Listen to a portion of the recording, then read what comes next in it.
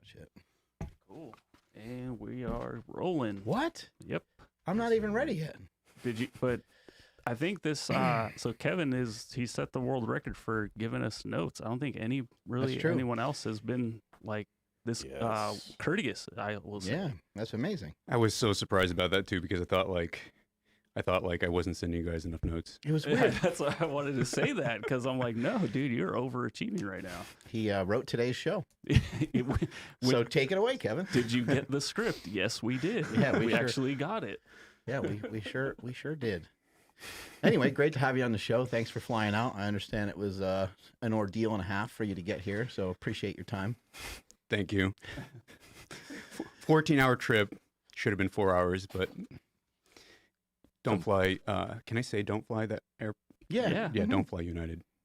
I was going to think it was like Spirit or something. United.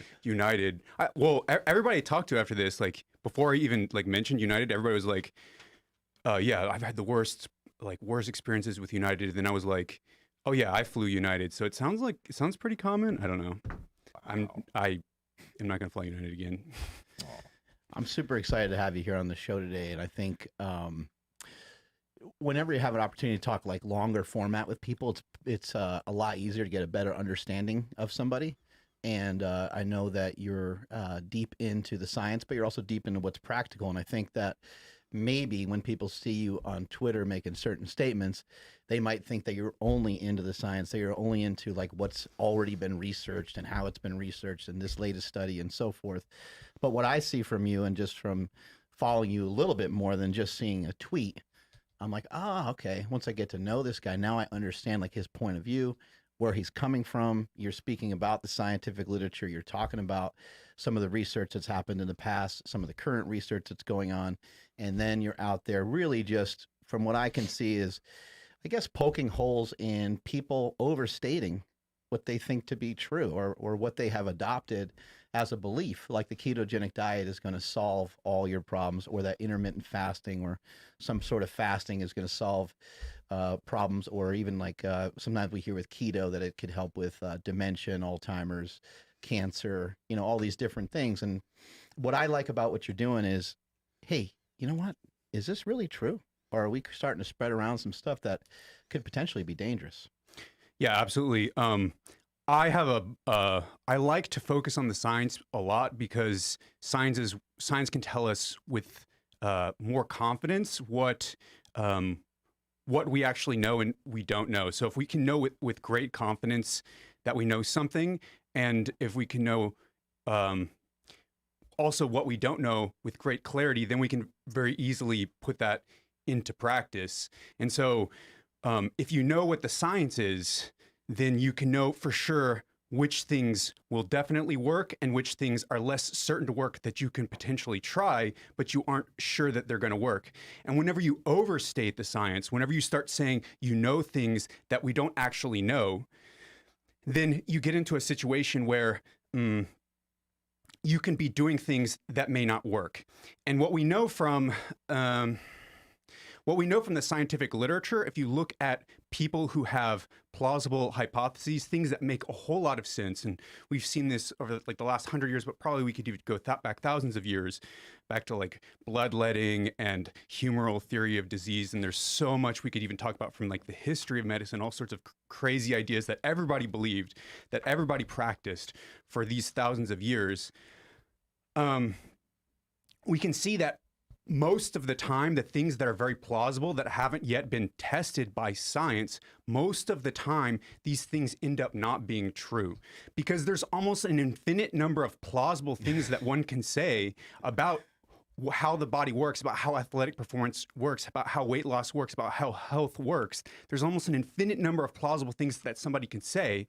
So whenever you start, so if you just take all of those things, most of those things are not going to be true, because health in the body is not infinite, right? It's actually very finite. There's actually a limited number of things that can be true, a huge number of things that could be true. Most of those things that could be true are not true. So I like to focus on the science because since most things are not likely to be true, are unlikely to be true, And we know that empirically. This isn't just me saying this. This isn't just me like having rhetoric, like plausible rhetoric. People have actually done studies, looked at the failure rate of different treatment interventions, surgery. A lot of times surgery, people think some surgeries work. They actually don't work any better than placebo. They've done analyses of the things that look like they could be true in randomized controlled trials and found out pretty much systematically 80 to 90% or even more, depending upon the paper that we're looking at, they're not true. And that even goes for modern medical treatment as well. So if you look at things that we thought, say, 30 years ago, we just assumed that they were true before we had what's called evidence-based medicine, which mainly leans on randomized controlled trials to determine whether something's true or not, which is the gold standard now, which is what I mean whenever I say whether something's true or not. It's whether it's true according to a randomized controlled trial. We know it for sure from a randomized controlled trial. If you look at the last 30 or 40 years of medical treatment, the analyses, the randomized controlled trials that have been done on the medical treatments over the last 30 or 40 years, the medical treatments that we took for granted that we thought were true, up to say 40 or 50% in the analyses, the papers that we have been shown not to be effective. So this is even modern medical treatment. So then you ask yourself, well, if some random person on like the internet is going to think something's true, and doctors are missing it all the time too. Doctors are really well trained, and they know their science pretty well. Like, what is the likelihood that people are going to randomly guess whether something's true without randomized controlled trials? So I focus on the science, I focus on randomized controlled trials because that's what we can actually lean on.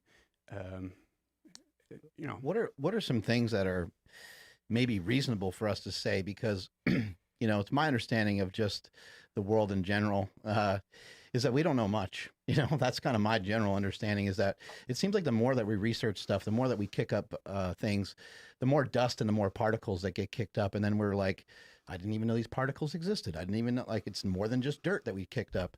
There's also other sediment in there. And you learn a lot about how you don't really know a whole lot. So what are some things, when it comes specifically to nutrition, what are some things that you feel that we can say with clarity and have a plausible hypothesis about? So this is one of the interesting things is, you're right, we don't know much about nutrition at all. And there's only a few things that we really know really well, which is why people like to say things that are maybe things that we don't necessarily know and act as if we do know them, because once they say those things, everybody's very interested. Oh, we actually know this. And then you have some guy saying, oh, yes, we do know it, so we're going to go follow you. The things that we know in nutrition are not very much, right? We know about calorie balance, right? We know that if you want to lose weight, you want to have negative calorie balance. We have some idea of a good idea, a pretty solid idea. Let's pause that just for a second. What's a calorie? Do we know that? See, this is where I think we're fucked up. I don't think we know what a calorie is. Well, we know, as you know, we know what a calorie is from the experiments. You burn things. There's like calorimeters. You burn things. You see how much energy that they release whenever you burn them, right? And of course, probably my guess is what you're alluding to is like the way that they interact with the body is not the same as the way they interact in these. And maybe the way they interact in your body might be slightly different than mine. Sure. But we still have some sort. It is our measure, I guess, right? Yeah. It's what we have to go off of. So I guess for the sake of the podcast, whenever we're talking about any of this shit, we're just talking about trying to get closer to the truth, and we're not talking in absolutes necessarily. Yes. Yes. But about, yes, yes. But I do think that we should, if there are areas like, for example, the calorie that you think that, it's whatever anybody has any issues with, we can even just discuss it, because I think that I do think that a lot of times when people say that we don't know anything, there's some people who say that we don't know anything a lot of times, and then they point out things about any aspect of human health. Calories is one of them, and they say, oh, well, we have this problem with it, therefore maybe we don't know anything. I think it is helpful sometimes to go into detail about because I think that what you said is super important and super true. And it's also hard to understand what a calorie even is. And so that's a whole long discussion, but it is a discussion I think that you can have, and then you can come out at the end of it with something in your hand, and you can say, even though at the beginning we know that a calorie interacts with the body different than it does with the scientific instrument, it's still can be useful for this reason, for this very solid reason that we come out with at the end. So like, there's no reason to go around being stupid, because we can at least have some information that we have some measure of energy that we expend and energy that we consume. Yes. Much like if I was to walk off the top of this building, while I can't say for certain, I can't say with a 100% absolute truth that a tsunami doesn't happen or something weird doesn't happen. There's a fucking plate tectonics going on, and I, the earth moves up towards me and I'm totally safe. But for the most part, we can just say, hey, if you fall off the top of this building, you're probably going to get hurt really bad and maybe even die. Yes. But about calorie balance, it is something that it is the case that you must expend more energy than you take in. Mm-hmm. Now, what does it mean to take in energy? And I think that's what you're getting at. And so we don't know as much about that. We don't know how much of calories are actually always necessarily absorbed and how they're absorbed. Like, does it interact with your microbiome? They process it so you don't actually absorb those calories. And we don't know how often, and there's a lot of genetic differences and interpersonal differences between how people's energy expenditure will go up or not go up depending on dieting or overeating. And that's a whole really interesting thing. Like there's some like mouse studies where you actually deprive them of calories and they'll actually continue to gain weight. Like they'll downregulate. I feel that. Yeah, seriously. Damn. So we know that energy balance is real, but the nuances, I guess, of it, yeah, the nuances are where we start getting the gray area. So when we start saying in like black and white terms, oh, energy balance is the only important thing, we do actually need to talk about the nuances, and those nuances will be a little bit more, gray It area. also might be kind of small though, right? I mean, like, so if we talk about like protein leveraging or we talk about fiber, just maybe not being, maybe fiber not being the equivalent of 4 calories per gram or something like that. It's still very minor in the grand scheme of things. We can assist people if we talk about getting a hold of the amount of energy that they consume every day, right? Yeah, I mean, and it's a very practical thing, right? Because you can say, okay, calories in, calories out, and you guys do this all the time. I'm sure you guys are like, you guys are jacked, so you guys know how this works.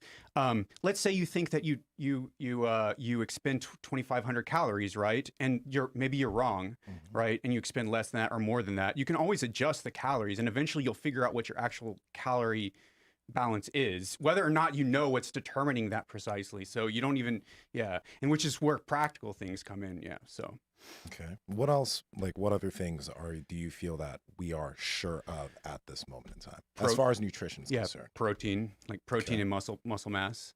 And probably, I would say personally, I'm confident, and it may be the case that science is confident that protein is also going to improve your metabolic function as well. So it's going to like reduce your like visceral fat, et cetera, that, in addition to improving your muscle mass. So I think that protein is like one thing we know for sure.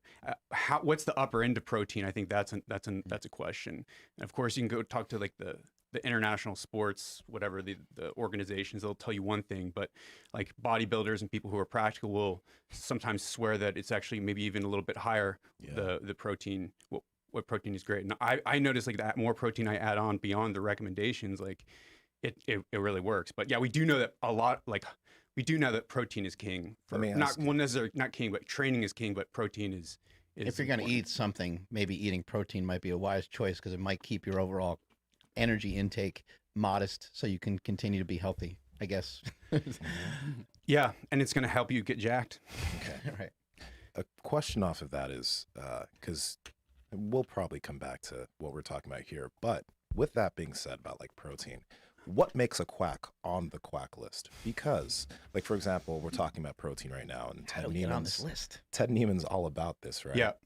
But he is also on your quack list. And I'm also curious, like, what makes them a quack? And then also, when you look at what a lot of these individuals talk about, is it that potentially they talk to black and white? Because we're talking a lot here about truth. So are they stating certain things that, in your opinion, these are not absolute truths and they're stating them as truths? Is that why? Because I feel as if a lot of these people speak with nuance. Like they can understand that, okay, this is my hypothesis on why maybe potentially like Rob Wolf, our ancestors ate this way. Maybe this is a good idea. But I haven't necessarily heard Rob say that this is absolute fact. Like he talks about it, and he was even on our podcast, but he was also like, this might not work for others, right? So he understands that this is a hypothesis. So I'm just curious, like, what makes some of these individuals quacks? So we can start with Ted Naiman. So, well, the first thing that I want to emphasize is that there's like several versions of like the Quack List. The first version was just, Wait, I love it. Okay. the first version was just me. So I thought that there's a lot of really bad information on the internet, and I was frustrated by it, and I thought that it would be a good idea to have like a list. I didn't think anybody would care that much, but I just thought that was. I didn't think people would care that much. And then so I just like one day just started making a list and releasing it. And then like everything blew up on Twitter about this. Fucking Twitter. Affleck. I'm just picturing the Affleck duck. They actually like half a dozen people were emailing like the deans and faculty at my med school telling them how terrible I was and how they needed to kick me out of my med school. What? Yes. Like a lot of especially like a lot of the low carbers, they were, they were really upset. Oh, wow. They're trying to cancel you. They were trying to cancel me. Wow. And, yeah. Unfortunately, unfortunately for them, fortunately for me, the administration was pretty cool. And they were just like, make sure you tone it down and focus on people's statements. So for the next versions of the Quack List, especially like the recent one that I'm going to do now, it's more focused on specific statements to actually justify exactly. But what I will say, like looking back, especially in terms of the way, and also the Quack List has evolved in terms of how I think about things. In order for exactly the reasons that you're talking about, I want to be fair, and I want to make sure that every decision is transparent and justified by some sort of rationale. So what are the rationale now, and why would maybe some of Ted's stuff, and we'd have to actually talk about some specific of Ted's statements. Yeah. But why would some of Ted's stuff be on the quote unquote Quack List? And he's not on the Quack List right now. So on the new version right now, he's not, because the old version. Yeah, the old version. How do you get off the list? So yeah. Okay, so the way the list works now, and so the old version was just my intuitions, and I could defend those in those terms. But the way the list works now, and probably some of his statements would qualify, and so they would actually. But I just haven't had time to add those. But the way it works now is just what you guys have been saying. So my criterion for truth, or my criterion for saying we know something is true, is a randomized control trial, and a well-conducted randomized control trial. So a randomized control trial is you basically just take a group of people, and if you have two groups that you're comparing, like one treatment if you're looking at one treatment, right? You take one group of people, you randomly put some of the people in this group of people into one of two groups, right? You give one of those two groups the treatment, and then you give the other group a placebo, right? And a placebo is just like a sugar pill, and we use placebos because just giving people the treatment itself can actually cause them to think that an effect is happening, because the mind is very powerful. Yeah. Is it really a sugar pill, or is it nothing? Because a sugar pill wouldn't that have a reaction? That don't make no sense to me. This is a really good... You're going to end up on my Quack List here real quick, feeding people sugar pills. This is a really good point that you're making too, because you're joking, but actually the choice of placebo, what you use as a placebo, can radically impact the results. So there's this randomized controlled trial on fish oil that was recently done called Reduce It. And for their placebo, they didn't give a sugar pill because they're giving people fish oil in the treatment group, right? So for the placebo, they're giving them not a sugar pill, but like an oil. So they want to give like fish oil, but they gave them mineral oil. Well, the thing is if you give people mineral oil who are taking like statins, or maybe even just mineral oil in general, it can actually reduce drug absorption of the statin. So the people who got the mineral oil actually weren't absorbing their statins as well, so their heart disease risk went up. So it made the fish oil look better than it actually was, because the placebo actually hurt people's health. So yeah, I know that you're joking, but like it is actually super important what placebo. I mean, it's an incredibly important thing. Like a lot of stuff has been written on this. Yeah. So I don't think you should change the way you are for other people, because criticizing ideas is not as fun as criticizing people. And so I think you should stick with you keeping that. You know, I understand. I understand. Like you're shifting. Like you said, you might shift to like just criticizing like something they said. But I think like questioning the things that are brought up by Dave Asprey, I think are great because I think somebody like Dave Asprey is very forward thinking. He's done a lot for the low carb and the keto community. The bulletproof coffee concept, I think, has some merit. He's assisted people with like losing weight, but can you poke holes in some of the things that he says? Yeah, I'm sure you can. And I'm sure that any of these guys that are on the Quack list, whether it be me or my brother or whoever else is on it up, I think I might have actually been on. Was I ever on the list? I think you were on like the first version. How did I get off? I want to stay on that list. I want to stay on the top. Well, What happened? How did I get off of it? Well, so so technically nobody's on the. I know you're joking, but nobody's on the newest list yet because there's like different. Yeah, don't change it, man. Like Let's keep this thing rolling. I would probably. Okay. I think it's good. I'm being 100% serious. I think it's good to have people, even for myself, to have a little bit of a bullseye on me because, I do talk to a lot of people. And so if you bring something up and I'm like kind of second guessing it, I think that I should be second guessing it. Sure. Yeah. No, yeah. So I just think that a lot of people took things personally, and that was the issue. Of course, here's the issue, and I agree with you 100%. So for that reason, like, even though I'm focusing on statements, they're going to be attached to specific people, and specific people's freaking names are going to be on the list. And so even though specific people are going to be on the list, it is going to focus on the statements because that way nobody can tell me, oh, it's just your opinion. You're just defaming people. You don't like that guy. You don't like that guy. So I have to justify things. But yeah, I think going hard at individual people for spreading like BS is like really, it is a good thing. Putting people on a target because then they're like, oh, well, people are saying bad things about me.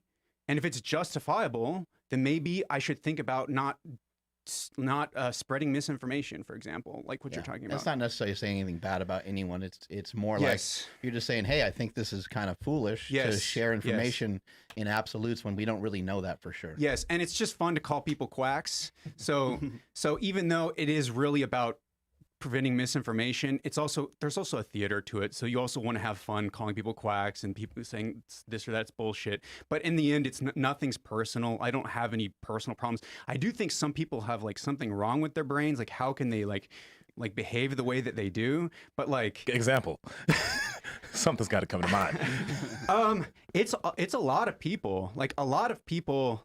Oh man, you want me to give an example? Yes. Oh gosh. Yeah, we can't say people. Yeah. Okay, so like for example, so now that we're talking about a specific person, let me tone that down a little bit. What's their name rhyme with? Mary Hobbs, you know. Oh! Okay, Mary Hobbs. So how can this person like say, I mean, they're just like a repeating record. They just keep saying the same thing over and over again. And they don't, whenever somebody says, like, they're never like, oh, well, maybe I could be wrong, but like maybe there's this other way that I could be right. And so we don't really know. No, this person's like an advocate for their ideas. And they know that that's not how science works. That's like activism. That's like political activism. Why are you advocating for an idea? You should be advocating for the facts. Like you should be advocating for what we know and then just be honest with what we don't know. And for whatever reason, Mary Hobbs is not interested, in that approach to things. And I guess it's not for whatever reason. The reason is probably, in my opinion, this is my opinion. It's like his livelihood. Mary. Her livelihood is determined by like how much press that their statements get and also their sense of meaning. So he's been doing this for like, 20 years? So his sense of meaning, his sense of purpose, his sense of identity, also it's all wrapped up into that. So that's probably one of the reasons why. It's like whenever she says carbohydrate insulin model is right, she's almost saying that like I'm a good person, right? I've been advocating for this. I'm a good person. So that sense of identity and personal goodness is tied up in that. Yeah. So that's why it's like a human thing. It's ego and power, money. That's why people do it. What is this hypothesis, this carb insulin hypothesis? So here's the idea is like, it's really basic. So people take in carbohydrate, they release insulin. Insulin causes the carbohydrate and whatever other energy substrate to be put into in the case of carbohydrate, mostly into muscle, into liver, and in the case of fat, into fat tissue. And so the idea is whenever you eat a lot of carbohydrates, it causes all the energy substrate in your blood to be put into all those tissues. You now no longer have any energy substrate in the blood. You now need more energy. So you eat more food because you need more energy. And then you put that into the liver and the muscle and then into the fat. And so you start overeating because insulin is driving you to overeat. Yeah. You guys and heard this. Is that fair? Is that true?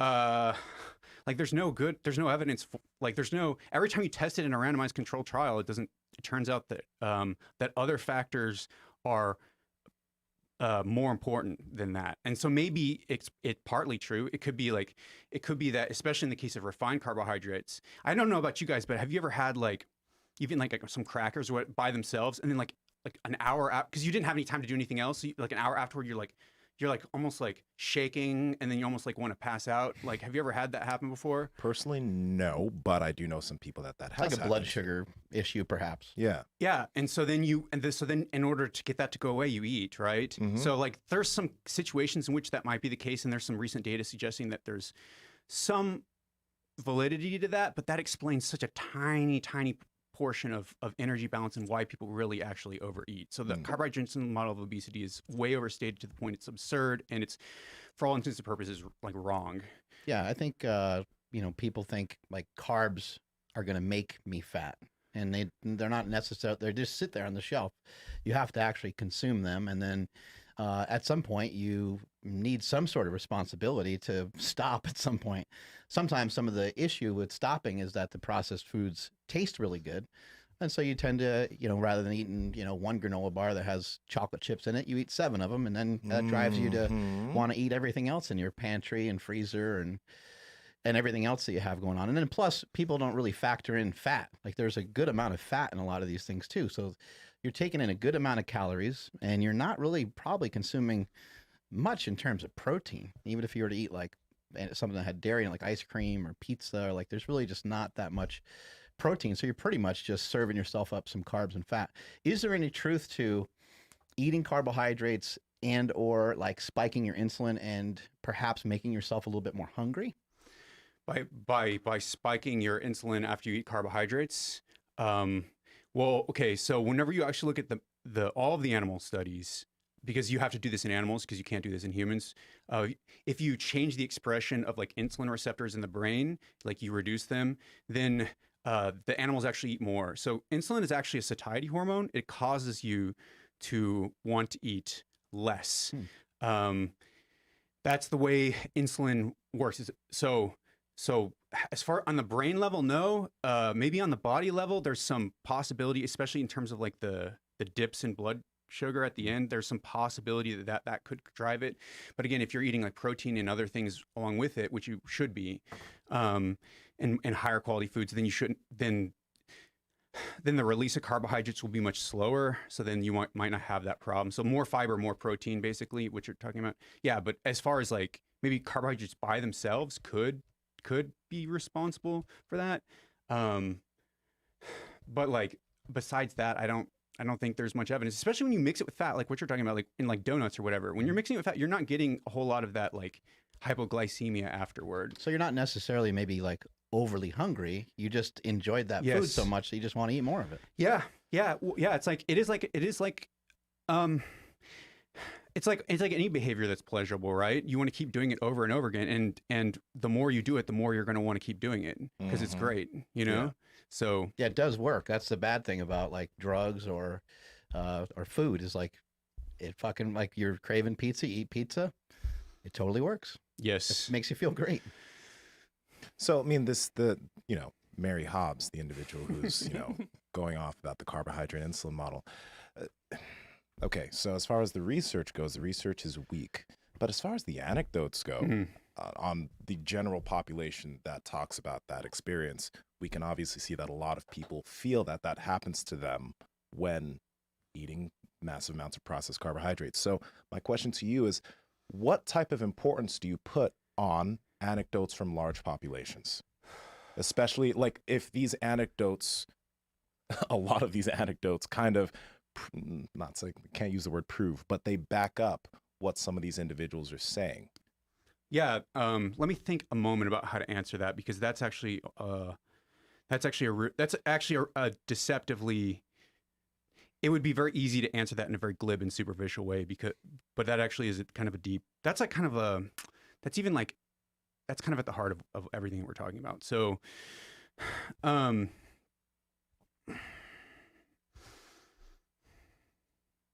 so I think with anecdotes, we can say what works and what doesn't work, right? Like if somebody's losing weight by like changing their diet from, say, like whatever diet they're having to whatever other diet, it doesn't matter.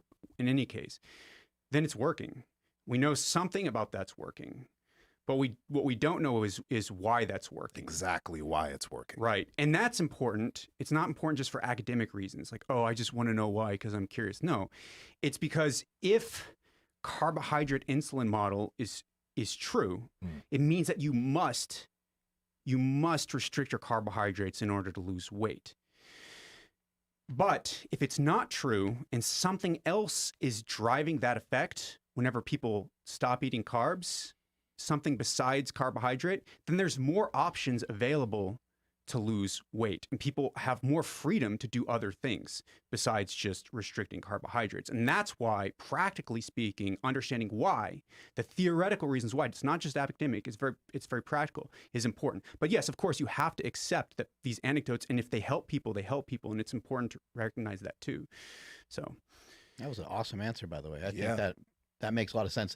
I think what people are, when they're talking about like carbs, I think the carbs get mentioned so much because they're in a lot of our snacks and processed foods. But if you really are to think about any processed foods, like overly processed foods, almost I'm trying to even consider or think of, I think they all have stuff in them that we don't really that we can potentially overeat on. Whether it be almost no matter what it is. I mean, it could be a keto snack, for example, like the keto cookies, and it could be a vegan cookie or brownie. It could be potato chips. It could be low fat this, low fat that, or it could just be regular snack in their stomach for better choices with worse choices. And the worst choices that you continue to make them over and over again. Your palate is like heading in one direction, and it's hard to kind of flip your palate the other way. That's why a lot of times once you mess up in a day and you eat a donut, you're like, I might as well just kind of keep going, because you're already enticed by that. Your mind already went that way with the receptors in your brain, whatever the fuck's going on scientifically, but you're just heading in that direction like a juggernaut, and you feel like you can't stop, and you don't even want to stop. You want to continue to enjoy that pleasure. So you're like, I'll get to it tomorrow. And then sometimes that rolls into, I'll get to it on Monday. I'll wait till Monday to start doing it. But I think a lot of times we're looking at the carbs, or somebody like myself would say war on carbs, just to have a quick, simple message of, hey, you know what? You should probably back off of all those processed foods is really my main message that I try to share with people. And the war on carbs is just a enticing clickbait type of thing to get people to pay attention in the first place. Yeah. And so that gets to another really interesting thing that we've also been alluding to this whole time. And I struggle with this constantly also, but how do we message in such a way that, first off, it's easy, it can be turned into a meme. It's easy for people to start talking about, like, no carbs, right? That's easy for people. And it's also provocative, like, oh, no carbs, like people have been eating carbs forever, so like, why do you need no carbs? Like it's a little bit novel and marketable. And yes, it's totally. So how do we message things in a way that pays attention to the nuance and conveys the nuance and doesn't mislead people, but also be fun about it? And that's even at the heart of the Quack List, right? If I'm calling people quacks, but I really mean like quite a bit more nuance, a lot of people aren't necessarily going to catch that nuance. And they're going to think, oh, well, you're calling David Sinclair quack. Like, why are you? So, but it's a really important question, I think, for us to keep asking about how much we do simplify our message, because we can end up misleading people, and then the discussion can become distorted. Another really good example, right, is the whole low-fat movement from like the 1970s and 80s, right? Yeah. This whole low-carb movement is in many ways like a response to that. But the reason the low-fat movement happened was for the same reasons now I would criticize the low-carb movement, right? It's because people were exaggerating and they weren't conveying the nuance and the real reasons that they thought that fat was bad. And because of that, we got this whole low fat movement. Now we got the pendulum swinging to low carb movement. When are we going to actually start like being reasonable? And it's so that's my concern. But I also understand the other side. Like, you got to market things. One other interesting thing I noticed by listening to your podcast is I've seen Sean Baker a lot on Twitter and on Instagram. He's like the king of this, right? His social media is so terrible. It's like it's like really outrageous, the stuff that he says. But then whenever you actually get him on, he's pretty good. He was like, since I'm going to keep dropping names, he was like way better than Paul Saladino. Like, Paul Saladino, I don't know, he's just as bad on his Twitter as in person. But like, Sean Baker, he's two different people in that respect, and he plays that game. And so there's a game to be played there, but how much do we play that game? And so I can't answer that question, because we need to educate people, right? That's the fundamental problem. And if they're not educated, then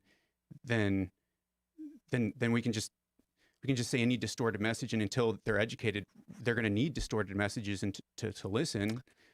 But I think that's the thing. It's like with Sean, for example, like you mentioned, on his social media, he's a different way. But the thing is like, that gets people in the door. Once people are in the door and they see what Sean's actually putting forward and the things that he has on MeetRx, etc., it's reasonable.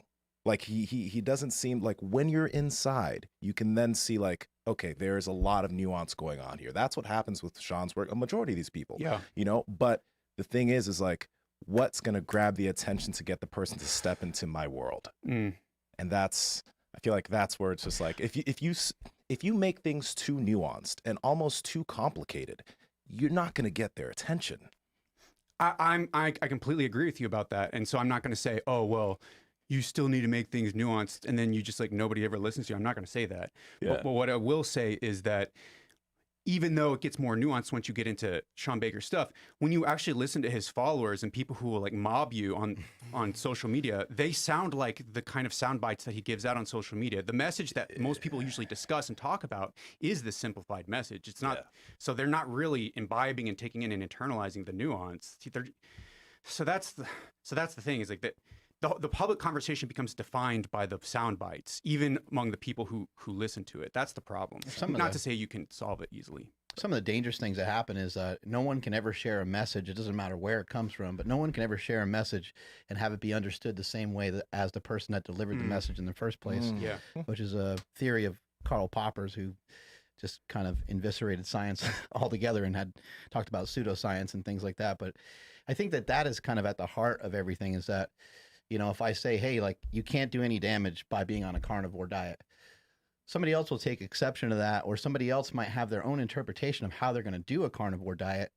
Let's just say your average person reads that and they're like, okay, I'm just going to only eat meat. And they go 3 days down the road, they only eat meat. They do lose a little bit of weight. They feel a little bit better, but then they cheat on their diet. Then they go 3 days down the road, they cheat on their diet. They go 2 days and so forth. They keep going back and forth. We don't know what the ramifications of that diet is, because now you're starting to mix eating tremendous amounts of fat, tremendous amounts of food overall, probably over consuming calories. And you're on these days where you're falling off the wagon. You're maybe drinking alcohol and eating and just probably not being very responsible for your nutrition. So I think that's a thing that's not really talked about when people talk specifically about a keto diet or they talk about a carnivore diet. I hear people oftentimes talking about the sustainability and how long you can do it. I hear people on the other side saying, hey, look, a carnivore diet, there's nothing safe about it. But I think that they're looking at it under a microscope, saying, like, if you did a carnivore diet only for like years on end, which very rarely can someone follow it, but some people can. I mean, we just end up with like this. We end up with, like, just within the confines of a carnivore diet, we end up with one guy who can do it every day for 10 years, and we end up with another guy who is on it just about every other day and can't stay confined to it. So it's hard to gather information on what's really working, and it's hard to know what are the ramifications of any of those different styles of diets, even within one diet alone. So I'm going to say something really impractical here, but I feel like it's true, so I'm just going to say it, even though it's really impractical. So I agree with you. I think that's a really, really good point, is that a lot of times I think that a lot of the keto and the carnivore discussion, even though I think Sean Baker and Paul Saladino or whatever, all these carnivore guys, and you guys mostly eat meat as well, right? Correct. Okay. Well, I'm not not carnivore, but like, eat a lot of meat. So I think that among people who tend to promote that, they're very adherent. And then the people who are listening to them, many of them might be a lot less so. And in fact, maybe a lot of the reason that the people who listen to them like that message is because it like gives them license to almost eat what they want. It's like, oh yeah, you're saying I can actually eat meat. Okay, great. Now I'm going to keep eating the meat that I wanted to eat.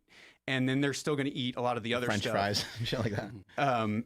And then like lie to themselves like, oh, I actually like am carnivore, but then like much of the time they're not. So it's not really even much of a change.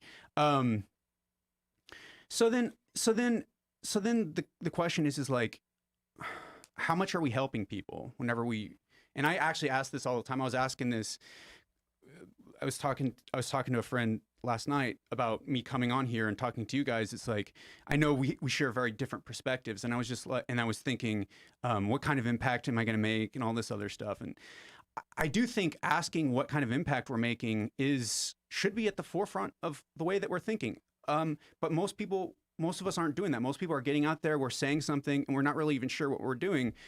So I think people need to, this is, as I'm saying, this is impractical, but I think diet gurus, health experts, et cetera, it would be nice if we stepped back a little bit and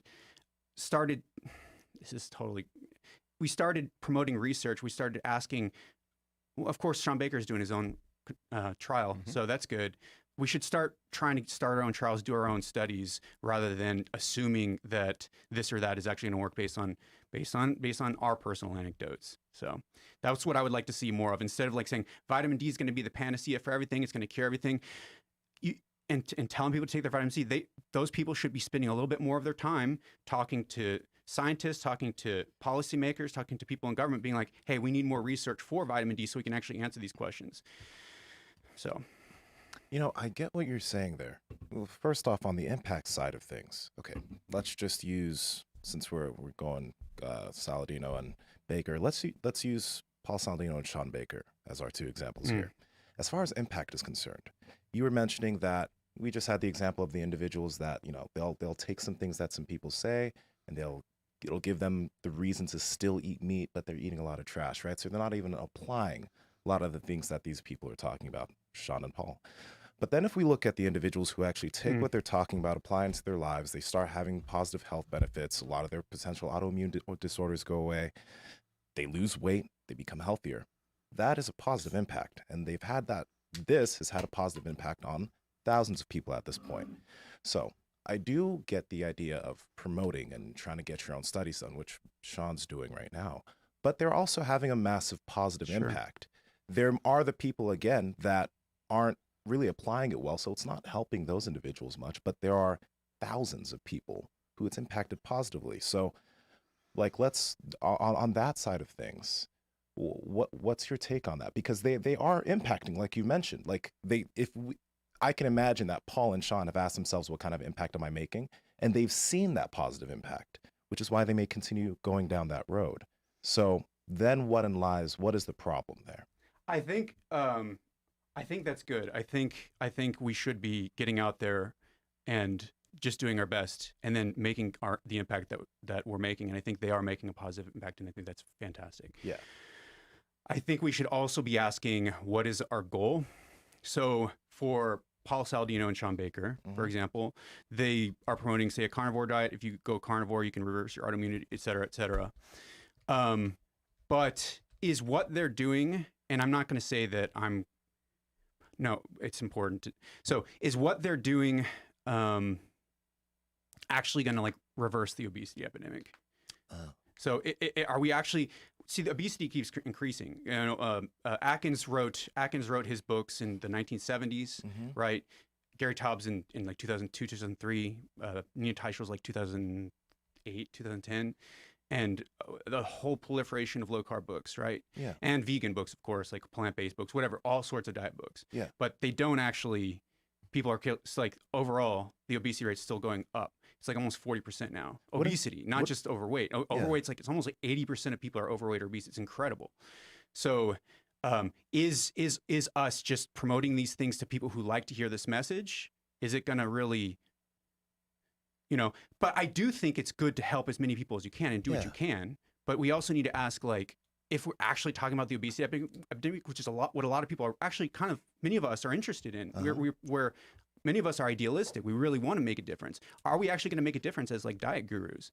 And I don't think we are. And so I think we need to do something a little bit different to make a difference in that respect. So that's maybe not have a free country might be our only way out of it. I think that would be the truth of it, because if you look at a lot of other countries where there isn't obesity, it's either like a third world country. You know, people think it's like better, you know, in some of these other places, but you know, America is interesting, and I think the standard American diet, actually, I think it's great.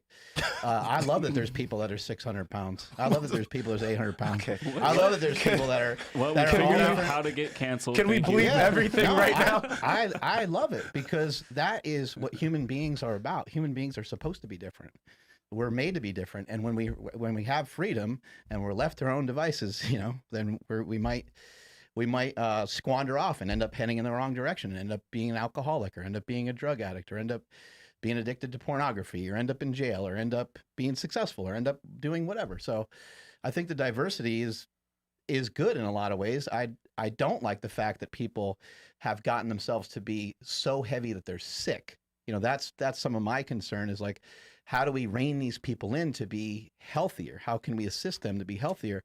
And we see in America is that people have been fat here for so long, it almost seems like there's some sort of adaptation going on here, because the like maximum fat threshold is higher than it is in other countries, which is really interesting. I don't know if that's in our genetics or where that came from, but people can seemingly be 50 pounds overweight, 60 pounds overweight, and not really have a ton of negative side effects, which is really interesting. Like, I wonder, you know, how far can that get pushed? Like, even our message to lose weight, is it even a good message? Like what you're saying about impact, yeah, losing weight from an aesthetic standpoint, of course, yeah, you look better, that's great, but does it really matter a lot? Like, I think if we were to do a lot of blood work of a lot of people just kind of walking the streets, yeah, we're going to find some people that are unhealthy, but we're going to find a ton of people that are healthy and overweight as well. So it's hard to identify what our messages are, what the messages of anybody else is in terms of diet, and what the kind of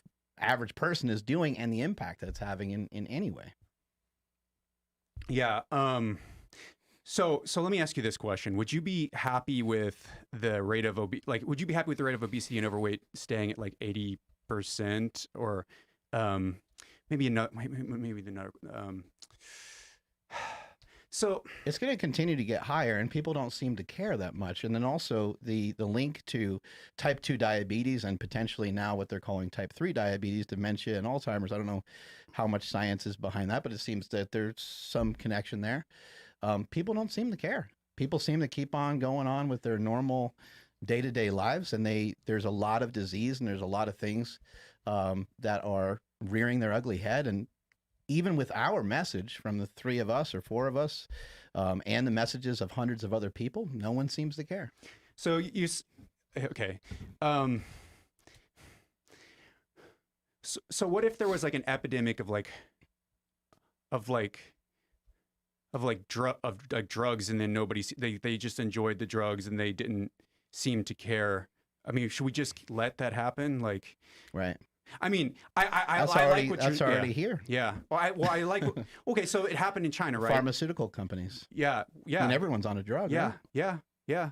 That's here. Obesity's it's already here. Even cigarettes, like there's the label shows like, hey, this is going to kill you, and people still don't care. Well, okay, but cigarettes is actually a great example, right? We actually have dramatically reduced cigarette smoking, and we didn't. But by what? I mean, we used taxes, right? We made sure that there's designated, laws. So do we want laws on food?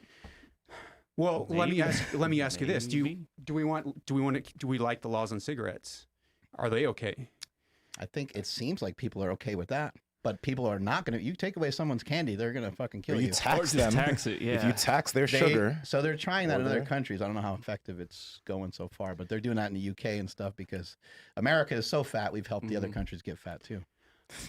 Apparently, there's some data from Portugal suggesting that some of those interventions are actually working. So the rate of childhood obesity is actually going down in Portugal, which is really cool. It's Portugal, but we could use some of those ideas.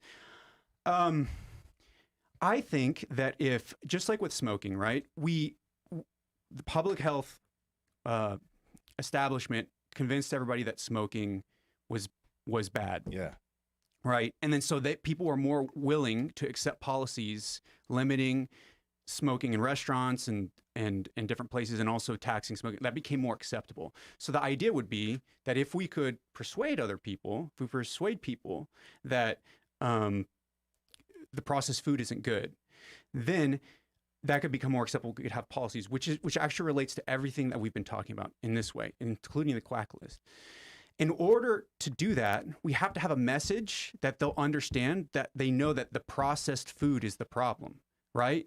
Which is why in part, like, one of the original motivations of the Quack List is like many different gurus focus on like carbs or fats or animal products or whatever the heck they want to focus on. And that gets a really confusing message to the people, when what we really just need is to tell them that it's about processed food. And the reason we say it's about carbs, the reason we say it's about fat, the reason we say it's about animal products, whatever we want to say it's about, is because we want to get attention to ourselves, right? And so the attention that we're pulling to ourselves is actually undermining a kind of broader message that the public needs, which is just processed foods are bad. And everybody needs to be saying that. And everybody, that needs to be the main message to everybody. The reason they're not saying that is because of their own self-interest and our own self-interest, because we want to, or because, yeah, it's our own self-interest. So that's part of the reason for the Quack List, is like, if we could have like a uniform message from all of us, then we could maybe even start to, I don't know if you agree. Do you agree with taxes on cigarettes though? Like, do you think that's okay? I don't know. In this country, you start making laws on food, that. What if people believed that what if people believe that eating donuts every day was as bad as cigarettes? So I don't agree with it, because who's to say what's bad? Well, you know that eating donuts is bad. Do we? Oh, it's going to make you fat. Isn't that what we're here for? I don't know. Like, but there's going to be a line though. Do you understand what I'm saying? Like, there's going to be, someone's going to say, hey, beef is bad for you too. They already say that, right? Sure. So now you're going to tax me more on my meat? Sure. Like, I'm not happy about that. Yeah. But everyone's like, hey, it's even Steven, because we've taxed all the bad food. Yeah. Well, who's to say what's bad? And I don't want I don't want free enterprise to go away. I want McDonald's on every corner. I want Starbucks on every. That's what America is about. And the people that get left behind are the people that just aren't paying attention. Where I feel badly is that our kids get addicted to, or quote unquote addicted to foods at a very early age and at a very young age. And then it's hard as an adult once you start saying, oh man, wow, it's been the processed foods the whole time. I didn't even really realize it. Now it's hard to make a change because you've already been doing that for 20 years. Yeah, but what if we could come up with an agreement about what we all agree is bad? We can all pretty much agree, right, that like hyper processed foods like donuts, like a lot of sugar, a lot of like refined, grains, and a lot of like oils, like all into one thing that tastes really, really good. Yeah. Of course, we enjoy it too, but like people can still enjoy cigarettes. I can still buy cigarettes, right? So make a donut like $8. What do you, I mean, I'm down with it. I'm just poking holes at what you're saying. I'm just playing devil's advocate. I agree 100%. I don't want people to be fat. The only reason why I said that I'm in favor of it is just because it's part of our diversity. It's part of being human. There's no fat zebras. There's no fat lions. There's no fat polar bears. They just are what they are. The only thing that's fat are mainly Americans, human beings, and our pets. That we feed them. Yeah. And another thing that's really interesting about this discussion is like all three of us, and pretty much everybody in this room, right? We're all very internally driven, right? We all have a lot of discipline and a sense that the decisions that we make will determine our destiny, and we're in control of our destiny, right? I think all of us in this room believe that.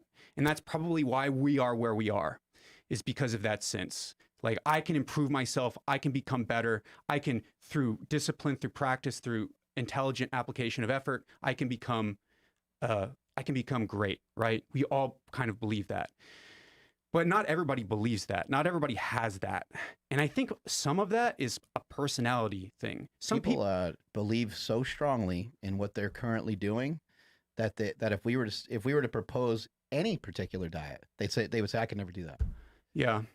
I could never. Now, I could not make it through one day without carbs. I can't even make it through one meal. It's not for me. That's for people that are in shape. I can't do that.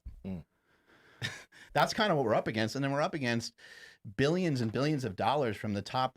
I think there's 10 major food companies in the United States. You would think there would be like a lot of them, but there's 10 major food companies that have billions and billions and billions of dollars to continue to advertise to us, to continue to kind of be everywhere. And I don't know if like taxing them or any of those things, I don't know if they make sense, but it does appear that we're at a point where like something needs we have to do something. Something has to happen. I don't like regulations either, but like, what do we do? What do we do? So that's all. And so that's all I get. That's another thing. That's one of the things. Teaching young kids would be a major factor. Yeah, I don't know how education. To get that Like policies, even just to improve education. Like, so in Japan, there's something called shokuiku, where throughout K through 12, they get taught. They have like a special class where they learn about where their food comes from. They learn how to cook. It's a lot like home economics, which we've gotten rid of here for whatever stupid reason. I don't know why we've done that. A lot of people can't even cook now, right? Yo. A lot of people can't even cook. God. They can't even prepare their own food. And so how are you supposed to take processed foods away from them? I mean, like, you're not. Like, they have to have it. So yeah, I think that we have to start. But that could be a part of policy too. Anyway, we're just talking at this point. I want to go back to something that you mentioned before, though, when we were talking about Sean and Paul. You asked the question, but will this like deal with the obesity epidemic? And then we gotten to this point where every single individual has their free choice to do what they want. But let's say we took that choice away, and let's just say that we were to impose the diet protocols from Sean and Paul on all of the obese individuals. More likely than not, they wouldn't be obese. So then what does that have to do with this? Because, like, I mean, obviously, everybody, I believe, a majority of people on this list, we just mentioned that the big problem is the processed foods. We know that. A majority of the people on this list also believe that the big problem is processed foods, but then they have their own personal protocol of how you should do, like, okay, processed foods are bad, let's go paleo. Processed foods are bad, let's go keto. Let's go carnivore, right? If you took those, if you did, that would deal with the obesity epidemic for a majority of people. If you did take away that choice and force these diets on them, it would. So then what's next? Like, then what else is there? Like, you know, you said that was the thing. You said, is this going to deal with the obesity epidemic? Oh yeah, what the people advocating and giving people free choice. Exactly. Like, you know, like that was the big thing that you were saying. Well, I mean, okay, cool, we're having impact, but how are we going to deal with the obesity epidemic? Yeah. I mean, it could, if we took away individuals' choice and we just told them to do, let's just say, the carnivore diet, they'd probably not be obese. Sure. Yeah. I mean, I'm not sure it's so much about that we need to take away their choice. We just need to sort of educate better. Educate is good, but like change the defaults a little bit so that people need to have the option of cooking. People have to have time to cook, right? Mm-hmm. And let's be honest, though, this is how I think about it. I think most people are not like us. Most people are not like driven like we are. Most people are gonna, and I know that we want to encourage people to be more driven, but some people are just never going to be that way. I've had long friendships and relationships with people who you just can't, they're not going to change. Like, there's some people who that's just their nature. They're not go-getters, you know? And so for those people, and then they're not happy being fat, but they're just sort of like, that's what they do. And this is what I think. Maybe I have like a too negative opinion, but I try to be practical. This is my experience, is that some people are just, we could call it like, I don't want to call it like a lazy, but like they're just not sort of like internally driven to change anything. They're just kind of accept what the environment gives them. And I think that's a lot of people. I think we're exceptional, right? People are going to call me like arrogant or something. Probably like everybody's going to call me, all the comments are going to be like, this arrogant fucker. He just thinks science is the best and everybody's lazy. And so like they need to listen to him and he's going to take care of everybody, right? But what I'm saying is like, I'm saying there's a large proportion of people like that and that maybe they need a little bit more help. Yeah. And instead of forcing people, we educate people and then we make it a little less easy to buy processed foods instead of like go home and cook. We make it more, we make it more difficult to the point that people are like, oh shit, fine, I'll fucking go to home and cook. Like they're never going to want to do it, you know? Yeah. Make the barrier of entry into getting shit that's bad for you, make that higher. That's and make it easier to have foods that are better for you. Yeah, so we can still be gluttons and eat a bunch of donuts, you know, during our cheat days or whenever we've just like, we just have given up for like a couple days or whatever. We can still do that. It's just like, it'll maybe be a little more expensive for us. And then like, it'll be a little bit more hard to do. And so we'll probably be disincentivized to do it. We'll probably go, oh shit, like I don't want to fucking have a cheat day now because it's too much of a pain in the ass at this point. That's all. Like, not force anybody to do anything. Just like a little bit of taxes on soft drinks. It seems the soft drink taxes work. That's all. I don't know. I know people's gonna think this is elitist. I'm arrogant, all this stuff, but I don't see how else to change unless we make everybody super educated and then like super internally driven like us. We would give everybody a bunch of drugs or something or whatever they're gonna need to do that, right?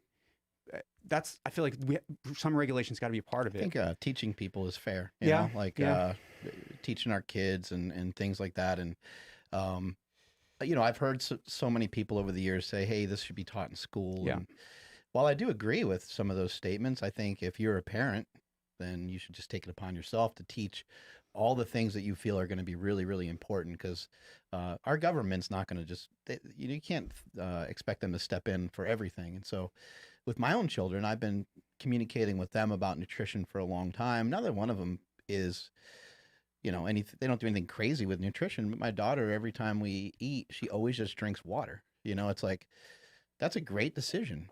She never has orange juice. She never has apple juice. She never has soda. My son, he'll go 50-50. He'll have a diet Pepsi here and there or Coke or whatever.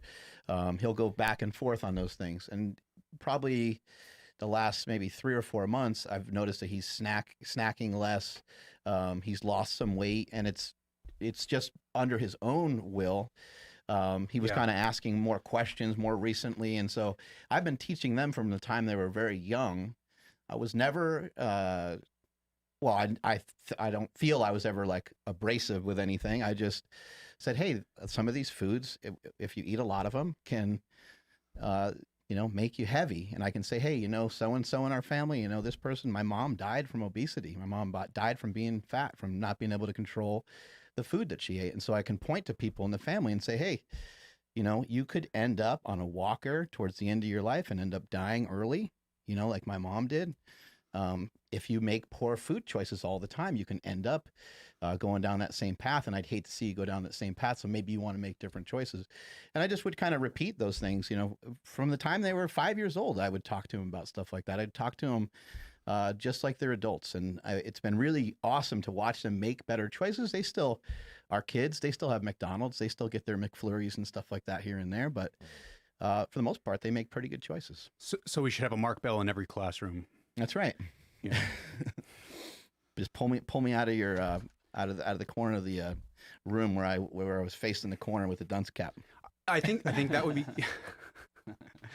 I think that would be great. I think that's what we need. We need that in every kid's life, and we need if that's the one thing that we can agree on, and I think that's a really good thing. I think that's the start. We should do that, and I don't understand why we don't.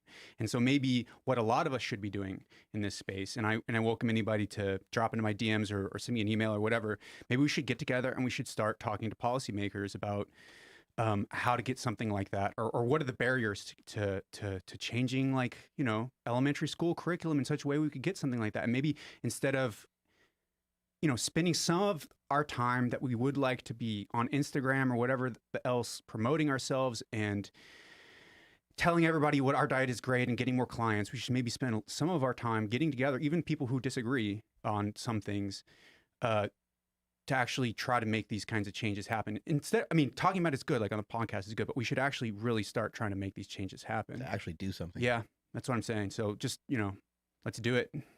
What about maybe more accurate food labels? Or in this case, somebody on the live stream, Jay Rose, just pointed out, like, have more of a warning sign, not the healthy heart symbol, to try to trick people into thinking like, oh, these Cheerios are good for you. What about small things like that? Is that like an issue where the food labels are always like, what, 5% here or there? Is that making people obese? Or is it just the fact that they're still just having an overabundance of said misinterpreted label. I think it's 20%. Yeah, whatever it is, I don't know. I'll go with 5%. I go 26%. I'll go 5%, so that way my macros are clean. I think the food labels are worthless. Like they're not telling people at all what's healthy. They don't help people at all. Like they're totally irrelevant. Of course, you can use them to count calories if that's what you do. That might be helpful. But a lot of those things, like, does anybody ever look at like how much vitamin B is in your freaking food? Like nobody looks at that. Nope. Like nobody. None of those numbers matter at all. What people really need is something like there are in some countries there's like a stoplight system, like green, yellow, red. But another thing we could do is like have like sort of just energy density, right? Energy. So that's what Ted Neiman does. He's got his protein to energy ratio. That seems to be pretty good. Do you agree with that? I think, okay, so,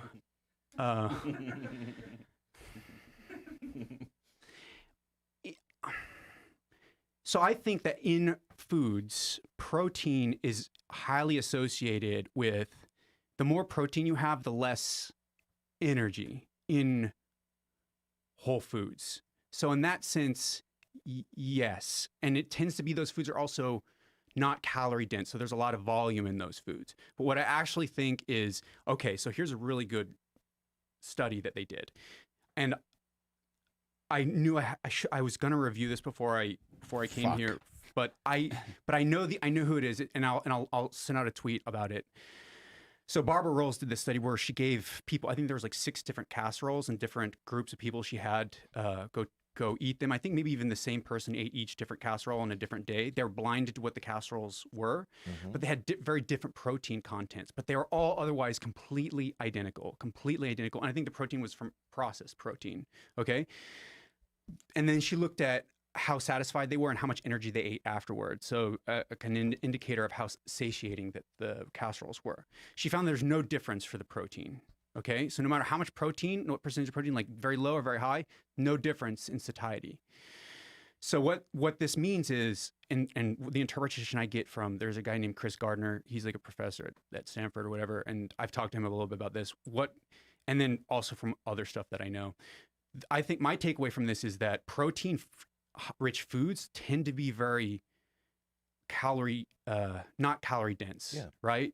But it's not the protein that's driving that. I agree with what you're saying. Okay, cool. I totally understand your point is that like it's not necessarily it's not only the grams of protein that are in a chicken breast. It's the act of chewing a fucking chicken breast and taking all the moisture out of your mouth and, consuming it and digesting it and stuff like that makes it satiating. It's the texture, it's the makeup of it. It's not necessarily just the protein, although the protein could be another factor that's in there. Yeah. So the protein energy ratio could be like a marker for something like this, or you could just write calorie density, energy density.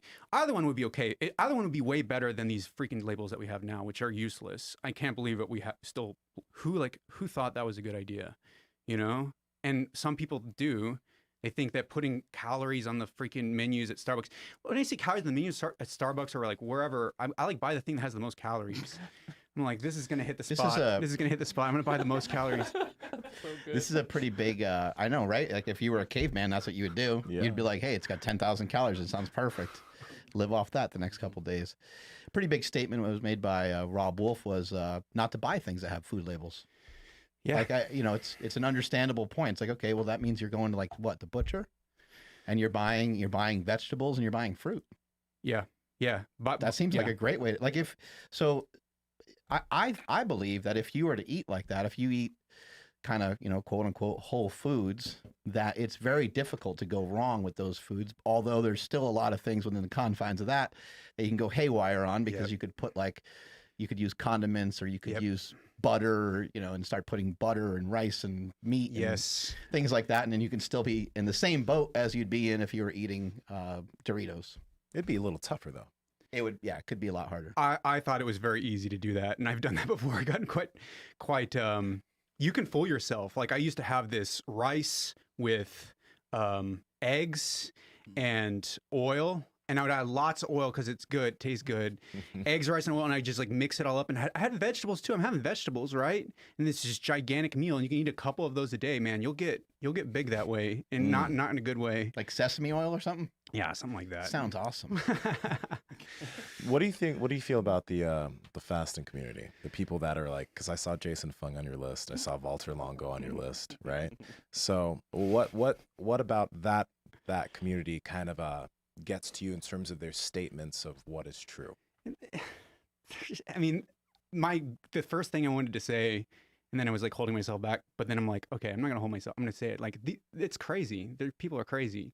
Like these fasting people. It's all like all this popular health stuff is nuts in my opinion, right? I mean, first off, Fung is an interesting guy. I shouldn't say too much. He'll probably like email my professors because he does that to people. He did that to Alistair McAlpine, and he did that to Yoni Friedhoff. He tried to get them fired, or at least his assistant tried to get Alistair fired off of an article he wrote on Medical Brief. And of course, Alistair should have been more careful about like he went a little hard, but whatever. Like, and then what for Yoni? Yoni like was pointing out. Anyway, it's not important. But yeah, about those guys. So Fung has a really weird way of going about evidence. He's brilliant, but in like a really bad way. Like, Okay. like he's very creative with how he reads the medical literature, but he reads it in an extremely biased way in order to show that he's right. And he's really good at making these really good stories, and they're also really rhetorically compelling. Like you can listen to him like, damn, like screw the medical establishment, but the stuff he says, the way he does it is not appropriate, and he ignores a lot of evidence. Anyways, it's not about Fung, like the community though. It's about fasting. Is fasting helpful? Yeah, if you adhere to it, right? If you like adhere to it and you reduce your calorie intake, and if some people can adhere to it and reduce their calorie intake, that's great. Is it better than other approaches on average? So a friend of mine, so Ethan Weiss, he did this trial called Treat, right? You guys have probably seen it. It was published last year, where I think there was like 200 people or maybe 60 people. It was a few people. They put them in two different groups. Some people, they said to only eat at consistent times, right? So 8 o'clock, 12 o'clock, 6 o'clock, right? Only eat at those specific times, you're good to go. And then the other group, they said, time restrict like 8-hour window or 4-hour window or whatever it was he did. He did that, and like there's no differences in the two. But the reason he's found no differences is because he had a control group, right? He had a group that actually did something.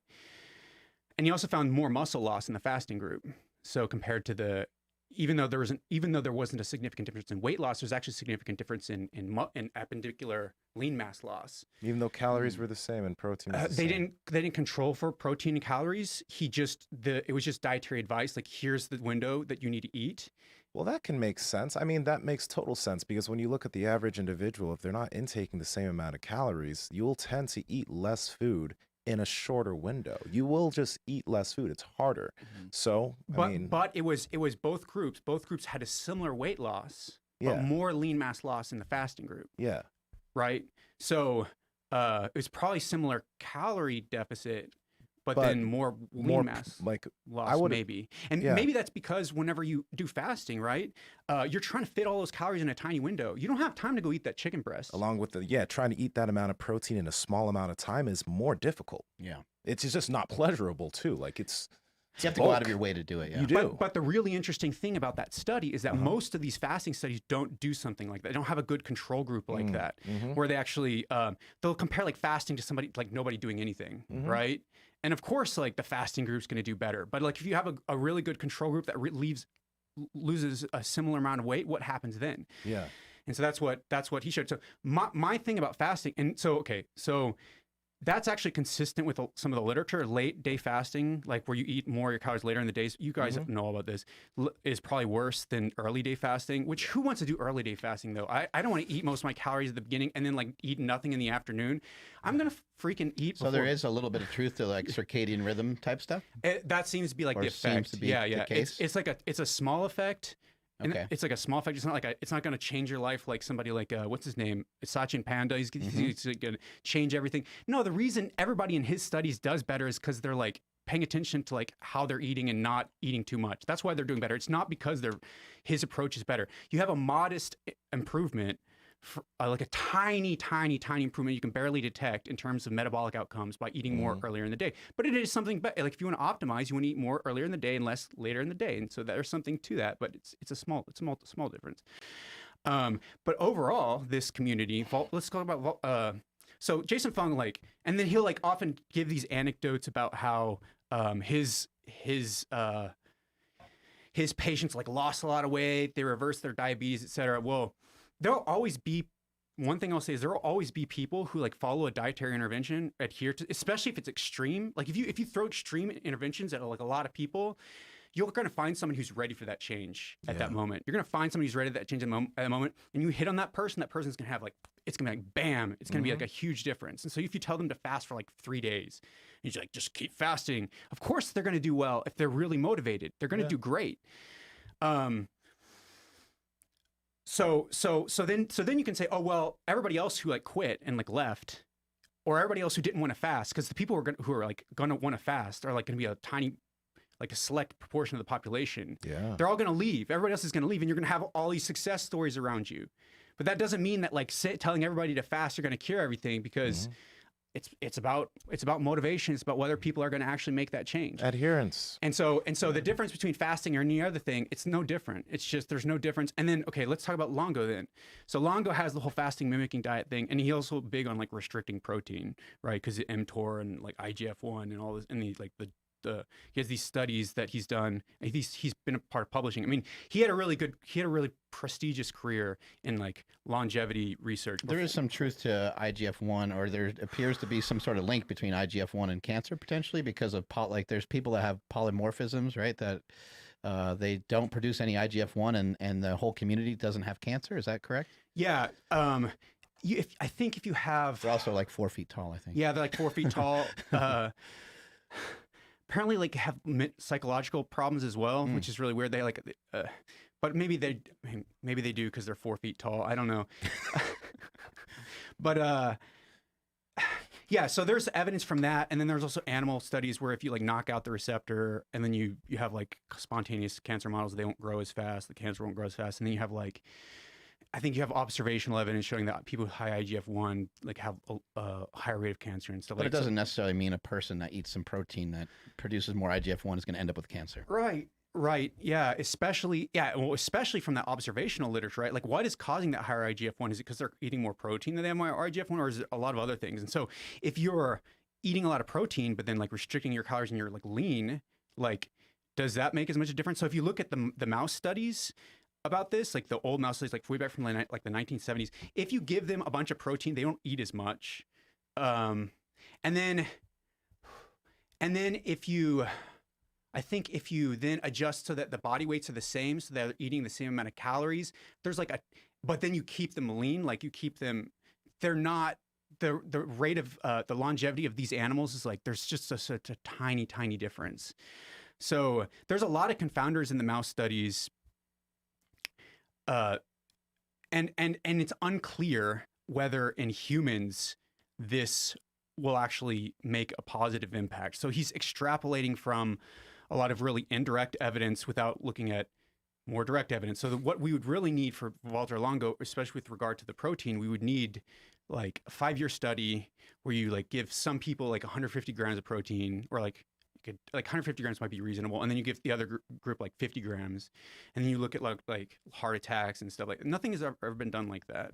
So he's just speculating based on some basic science evidence, and it may not be true. And again, as we see with the literature on what plausible mechanisms, all this stuff, most of the time things end up not being true, even like very compelling and interesting hypotheses like this. So he ends up then saying, okay, protein's really important. Everybody restrict your protein. Well, so there's some freaking downsides to restricting your protein too.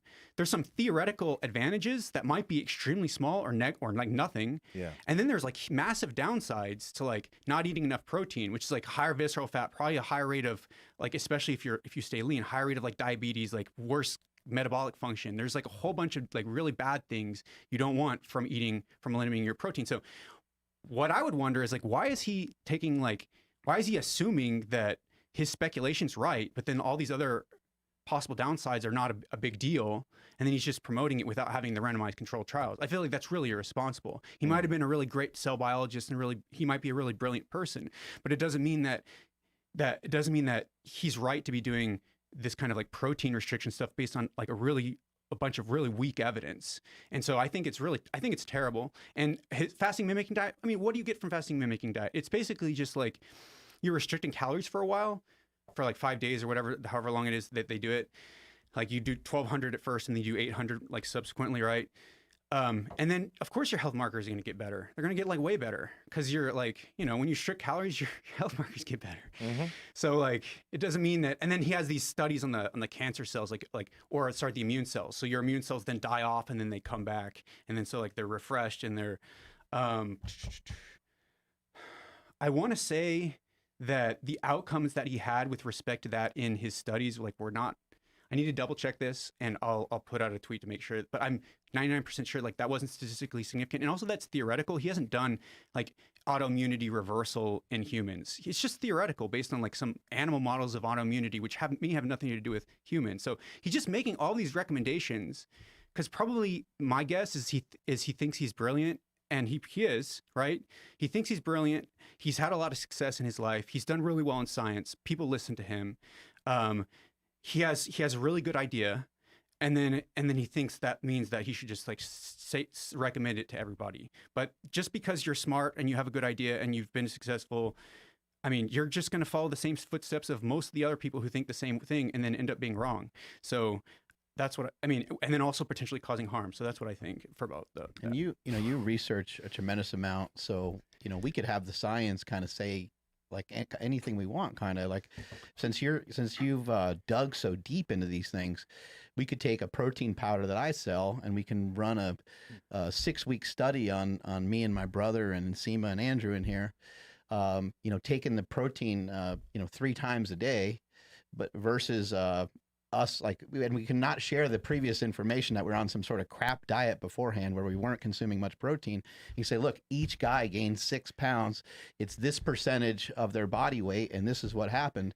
And you could even share the fact that, like, maybe my brother didn't gain any muscle in the trial because you want to just leave that fact out and say, look, these guys all gained tons of muscle.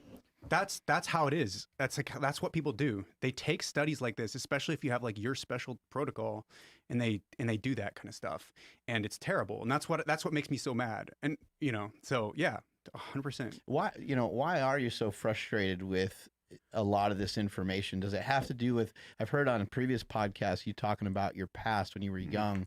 I think you said from the time you were like 8, yep. even kind of trailing into like your 20s, that you were very negatively affected by some medical conditions and some just kind of hurdles that you had with some medical issues and stuff like that. So is that why you're so passionate about really, really trying to come to the forefront and explain to people, some of the bullshit that's out there? For sure. Yeah. So yeah, I had medical problems, but they were like misdiagnosed, and then they gave me drugs that caused more problems, and then it just like there was more and more problems until I was like, I can't live like this anymore, right? I can't live like this on these drugs, and like my quality of life is terrible, right? And so I went off of them, and then I was like, oh wow, like all of these things that were said that I had are not actually the case. What was the problem, if I can ask? If you don't want to specify. So whenever I was like 8, they diagnosed me with like ADHD or ADD. Mm-hmm. Because like I was a really good kid, but like in class and school, I would just like talk too much. So it's like, and I still talk too much. So then they were like, oh, he has a problem. He's doing really well in his classes. He's like not having any functioning issues, but he's disruptive, right? Mm-hmm. So then they put me on Ritalin. I did really terrible on Ritalin. Like I was like just awful. And then they put me on Adderall, and I think things even got worse. Like I think the way that I think about it is like at the end of the day, I would I think the Adderall was keeping me from like it was suppressing my appetite, but I wasn't aware of it. So I'd be like hangry at the end of the day. and then I would like scream at my parents, right? Because like I would be playing video games and I was like hangry. I was like focused on the video games and probably was like on Adderall or something. And they'd like bother me and I'd like scream at them. And then they're like, oh, well, not only does he have ADHD, like he has bipolar disorder now. And then so they were like, oh, we need to get him on something else, right? And then so they added something on top of that.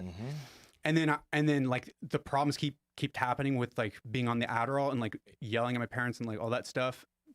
And so they added on more stuff, like maybe he's depressed also, so we'll give him an SSRI, right? So then I was on that, and then I was like, I can't sleep anymore, and like, oh, you can't sleep anymore, so now, you know, you're gonna get on something. I can't gain weight, so now I got something for gaining weight. I've got anxiety, got something for anxiety. You got like propranolol for anxiety. You've got like clonidine for, I want to say it's for gaining weight. You've got like as like there's like 5 or 6 different drugs, right? And then at that and then like things got worse, right? We kept trying to find things, and then we like tried like lithium, and I think I had either had like a toxic reaction to it, like it like literally was the levels were wrong, so it like screwed up something in my brain, so I like had like a delirium, right? So I'd like hallucinate and things like that. Wow. And then they said, oh, you're bipolar, you have mania, you have like a psychotic episode from your mental illness. So the things that the drugs were causing, that they said it was like a mental illness. Jeez.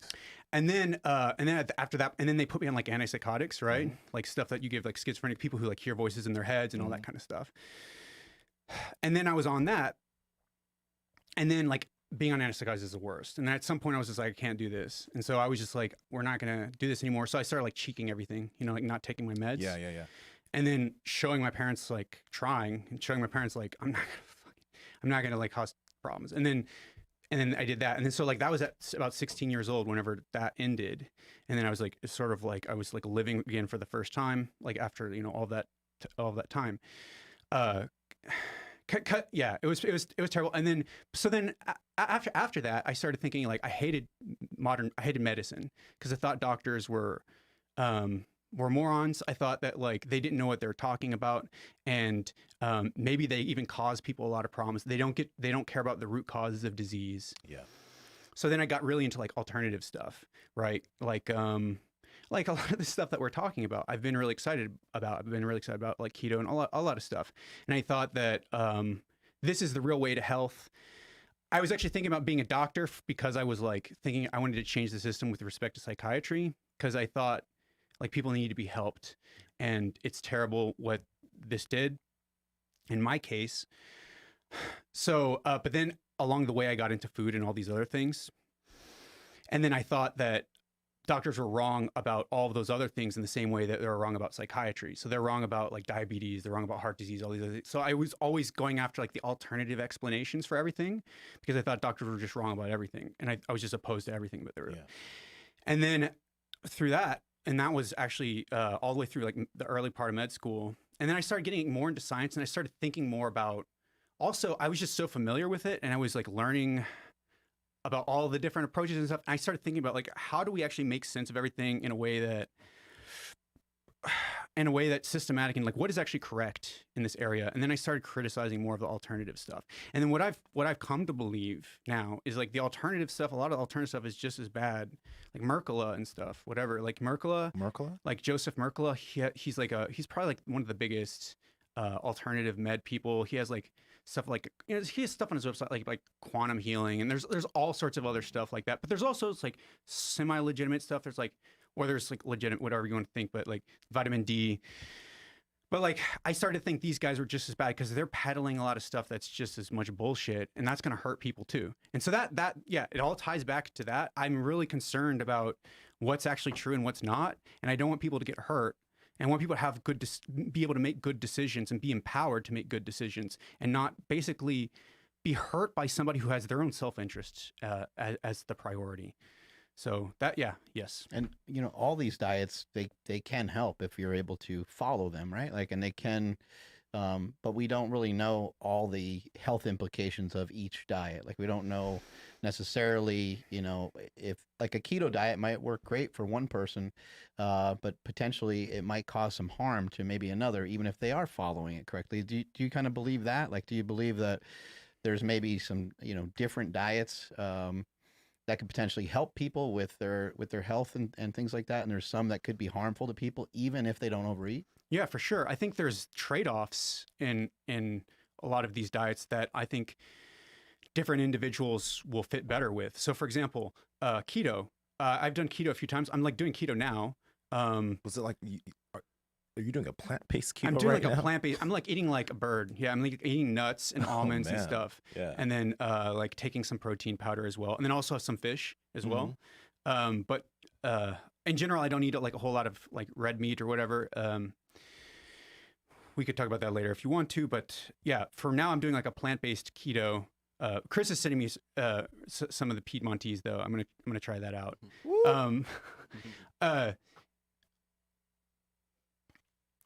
So I'm doing mostly a plant-based keto, and what I've noticed from keto, like times I've done, the first time I did it like a carnivore style keto, and then I did a plant-based, and then I'm doing like plant-based again. Partly because I was going on this podcast, I was so nervous. Like I was so freaking. I know you're looking at me. You're like, why would you be nervous? Like I don't know. It's like because I see you guys in person. You guys flew me out here. I felt like obligated to try to give you the best information possible, and I really wanted to do that. I didn't want to screw it up, so I was like really nervous. And I also have like a PhD committee meeting coming up in a little bit. I'm also nervous about that. So like I always notice that whenever I go on keto, and as you guys have talked about before, like it levels you off a lot. It like things get smoother, you know? And I've noticed that before, and I'm noticing it again, right? So I was trying to see if maybe the anxiety would help. I made a joke to one of my friends. I was like, I'll just solve my problems with keto. You know, and then she laughed, and then I was like, oh, maybe I'll gotta do that. So then I'm like gonna solve my problems with keto. So I decided to do that. But the interesting thing about it is that whenever I go on keto for like a long period of time, even though it mellows me out, if I go on it long enough, like 3 months, I start to like lose motivation.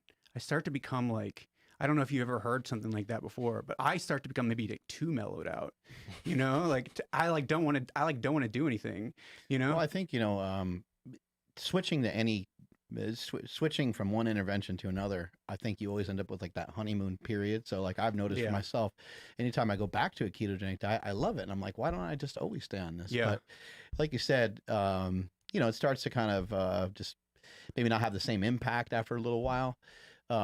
What I've noticed from carnivore and keto is sometimes you go in so hard that you're like on the diet so much and you don't allow for anything else. You don't allow for any like fun or, entertaining foods.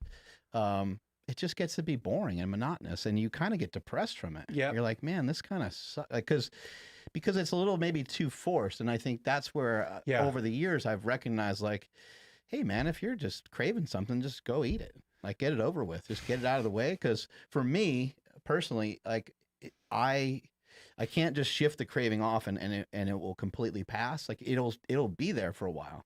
So now I'm like, okay, well let's just kind of pick a day to like go eat that crap, and I'll just get it over with. And now I eat a lot less of what I used to like really go way overboard, and now I'm a lot more reasonable with it. I can just eat a couple slices of pizza and be okay rather than eating like 3 giant pizzas or something like that. So you're becoming like a flexible dieting like Lane Norton fan, huh? Mm-hmm.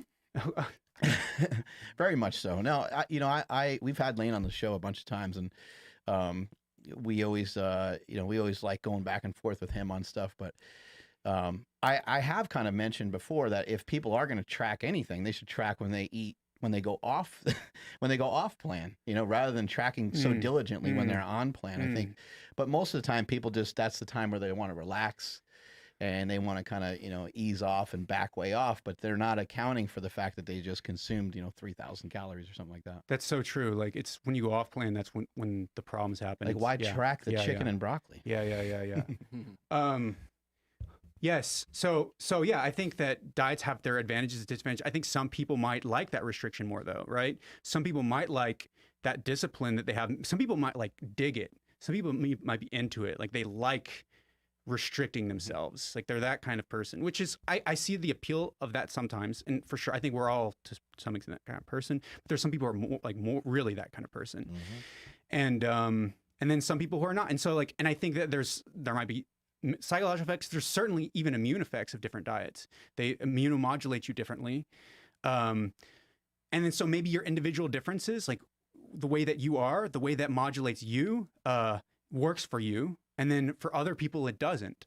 And I think that's certainly the case. I do think that there are some aspects of like dietary physiology, nutritional physiology that are like pretty universal. And I think that's probably calorie density is one of them, a lot of protein, staying in calorie balance. I mean, that's just like an obvious thing, but getting enough sleep is good. And you guys asked me at the beginning, like what I thought, those are basically the only things I think we really super solid about for nutrition. But yeah, I think those things are roughly universal. And then the rest, there might be some individual differences that might affect like how well or not well you respond to the diet. But I also think people can be closed-minded too. Like they can say, oh, individual differences. I tried this diet, right? And it solved my problems. And I'm not going to like switch to some other different thing to like question and see if maybe that could also play an impact. So I think it was Joe Rogan was with maybe like Elon Musk. He's talking about Elon Musk. He's talking about Rob Wolf, how he was like, was he reintroducing like milk? And then he was he's like okay with milk now, right? Milk proteins now. And then I think the explanation came, I don't know, was this with Elon Musk? I'm not sure, but the explanation given was like the microbiome might have changed. Was it Elon Musk? I can't remember. But yeah, and so a lot of people think, oh, this is just me, but sometimes if you try something else and you can actually see, especially if you're like advocating for something, you know, like you should try everything to see. Yeah, Rob Wolf has changed his observations and his information a lot over the years.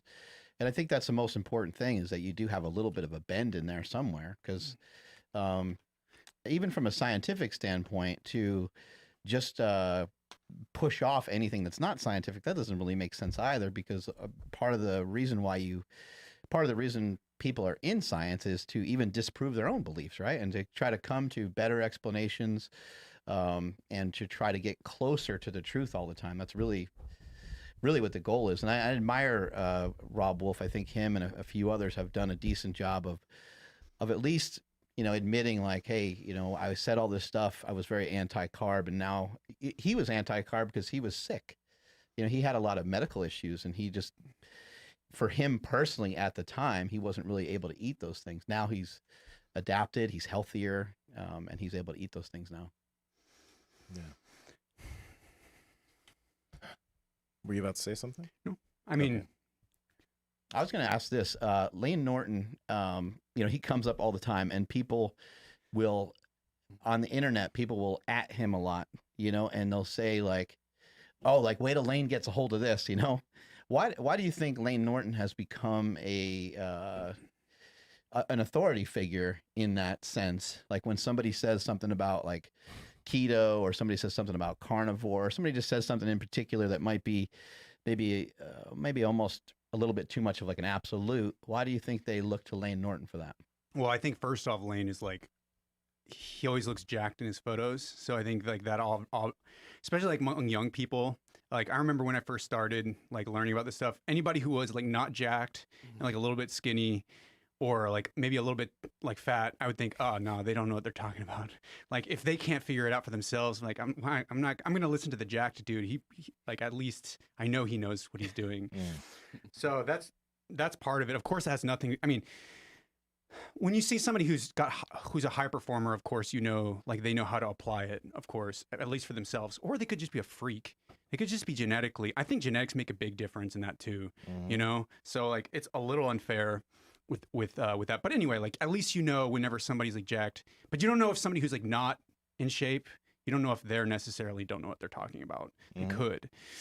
And even somebody who is in shape, they could know what to do, but not know what they're talking about. Okay. But anyway, so Lane, he looks big. That's the first thing. He's loud. So everybody knows he's gonna push back on things. He's very compassionate, yeah. he gets fired up for sure. And he has a PhD, right? Yeah. And then he plays that role. He's like, I'm the one who's gonna like, he's the moderation guy. That's like his brand, right? So like that's why, you know. And I think Lane's pretty cool. That's why like yeah. Lane is awesome. And You connect with his message pretty well. Like you agree with a lot of what he says. Yeah. Yeah, and he tries to be science-based. He tries to like criticize himself. He tries to like not.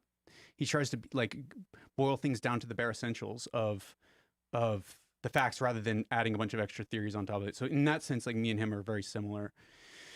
Mm-hmm. That's the thing, though. It's like when I was just like first getting into a lot of this stuff in my early 20s, Lane was one of the main people that I paid attention to. Lane, Lyle McDonald, like all of their stuff. But I found that I was being very, very close-minded to a lot of other protocols because of it. Yes. And then when I started trying things that like were in direct, I guess, competition to what like Helms and all those guys were saying, and it worked, then it started getting me like wondering, I wonder what else could like, what else that, you know, they say this like fasting or whatever, what else could be pretty beneficial for myself. You know what I mean? That's why I think that like I like what Lane puts forward because it's going to work for a lot of people, but I'm not a fan of it that much just because a lot of it just does seem very close-minded. Okay. Yeah. That's the problem I have nowadays. Like I'm now like open to a lot of different things, and even if it kind of sounds kind of wild, I'm just like, well, let's give that shit a shot, see what happens, right? Yeah. If I see some benefit to it, like for me personally, and for what I see from a lot of people that apply fasting with a lot of other good protocols like eating enough protein, eating enough food, it changes their personal habits towards food. It's not like there's fasting magic, but like it changes their actions, it changes the way they look at food and the way they act in response to hunger, etc., because they learn certain habits as far as that, right? So that's the main issue that I have with a lot of this. So what have you learned from fasting that has been beneficial to you? For me personally, totally N of one, me. I was someone who I could eat a lot, right? And even because I've done bodybuilding shows and I've tracked my macros, I've had certain numbers, I ate whole food. For me, it was just like difficult at the end of the day, even though my numbers were hit. When I got another wave of hunger, it was just hard for me with my personality at the time to say no. One of the big things that has helped me in terms of utilizing some fasting was getting used to feeling hungry and not responding to it by having to go grab food, because I did that so often. Like most people, when they get hungry, they're like, okay, I got to grab something to eat. I got to get something to eat. I got to get something to eat. I don't do that anymore, nor do I even feel the need, but I make sure I have a certain amount of protein I hit in my day. I don't fast every single day, but I fast for quite a few days of the week. I still have a certain amount of food I eat, certain amount of protein I eat. My performance isn't affected. I feel pretty great. And it's not something like doing a fasted weight training workout or going into jiu-jitsu fasted years ago before I started doing it. I think that's absolutely insane that I wouldn't be able to perform. Performing at a very high level. And again, it's in total contrast to what I would have thought would have worked. If someone told me that this could work for me or anybody back in 2015, I'd be like, you're fucking insane. That makes absolutely no sense.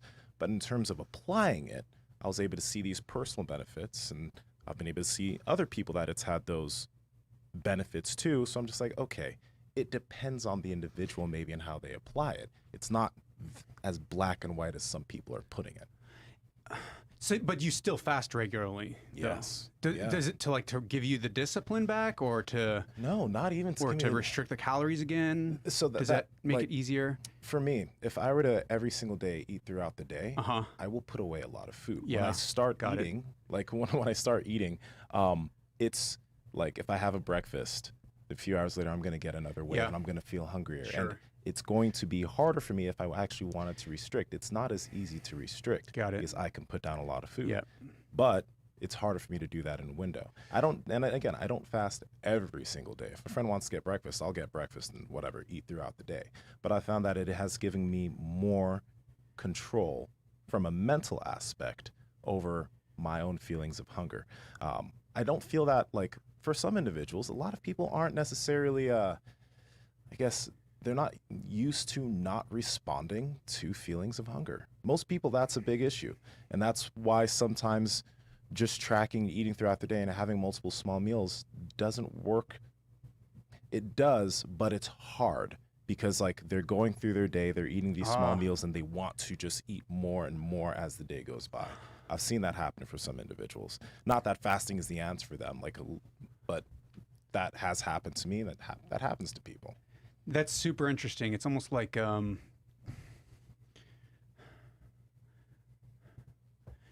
forgot what I was going to say.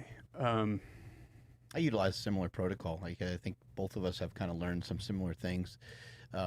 Maybe it's because of our like bias towards certain styles of nutrition, but we've had particular guests on the show that have kind of led us to a little bit of intermittent fasting, a little bit more of a meat-based diet. But I'm definitely open to the fact that like you can do whatever's going to get you through the day as long as you're not going to overeat. And I think as long as you're not going to overeat. If you have the same amount of calories, same amount of protein, you don't like. There's no need to fast. It's not going to do something crazy. But for me, I just noticed that on the habit side of things, on the like. I like what you said about training too. Like you're not. It changed for him. It changed his mindset, and it changed my mindset too. Of like thinking like I have to eat these particular pre-workout foods, or my workout's gonna suck. And then when you did work out fasted, like the workout did suck because you're like, I knew it was gonna suck, and you were just all up in your own head that you didn't have enough energy or strength for the workout.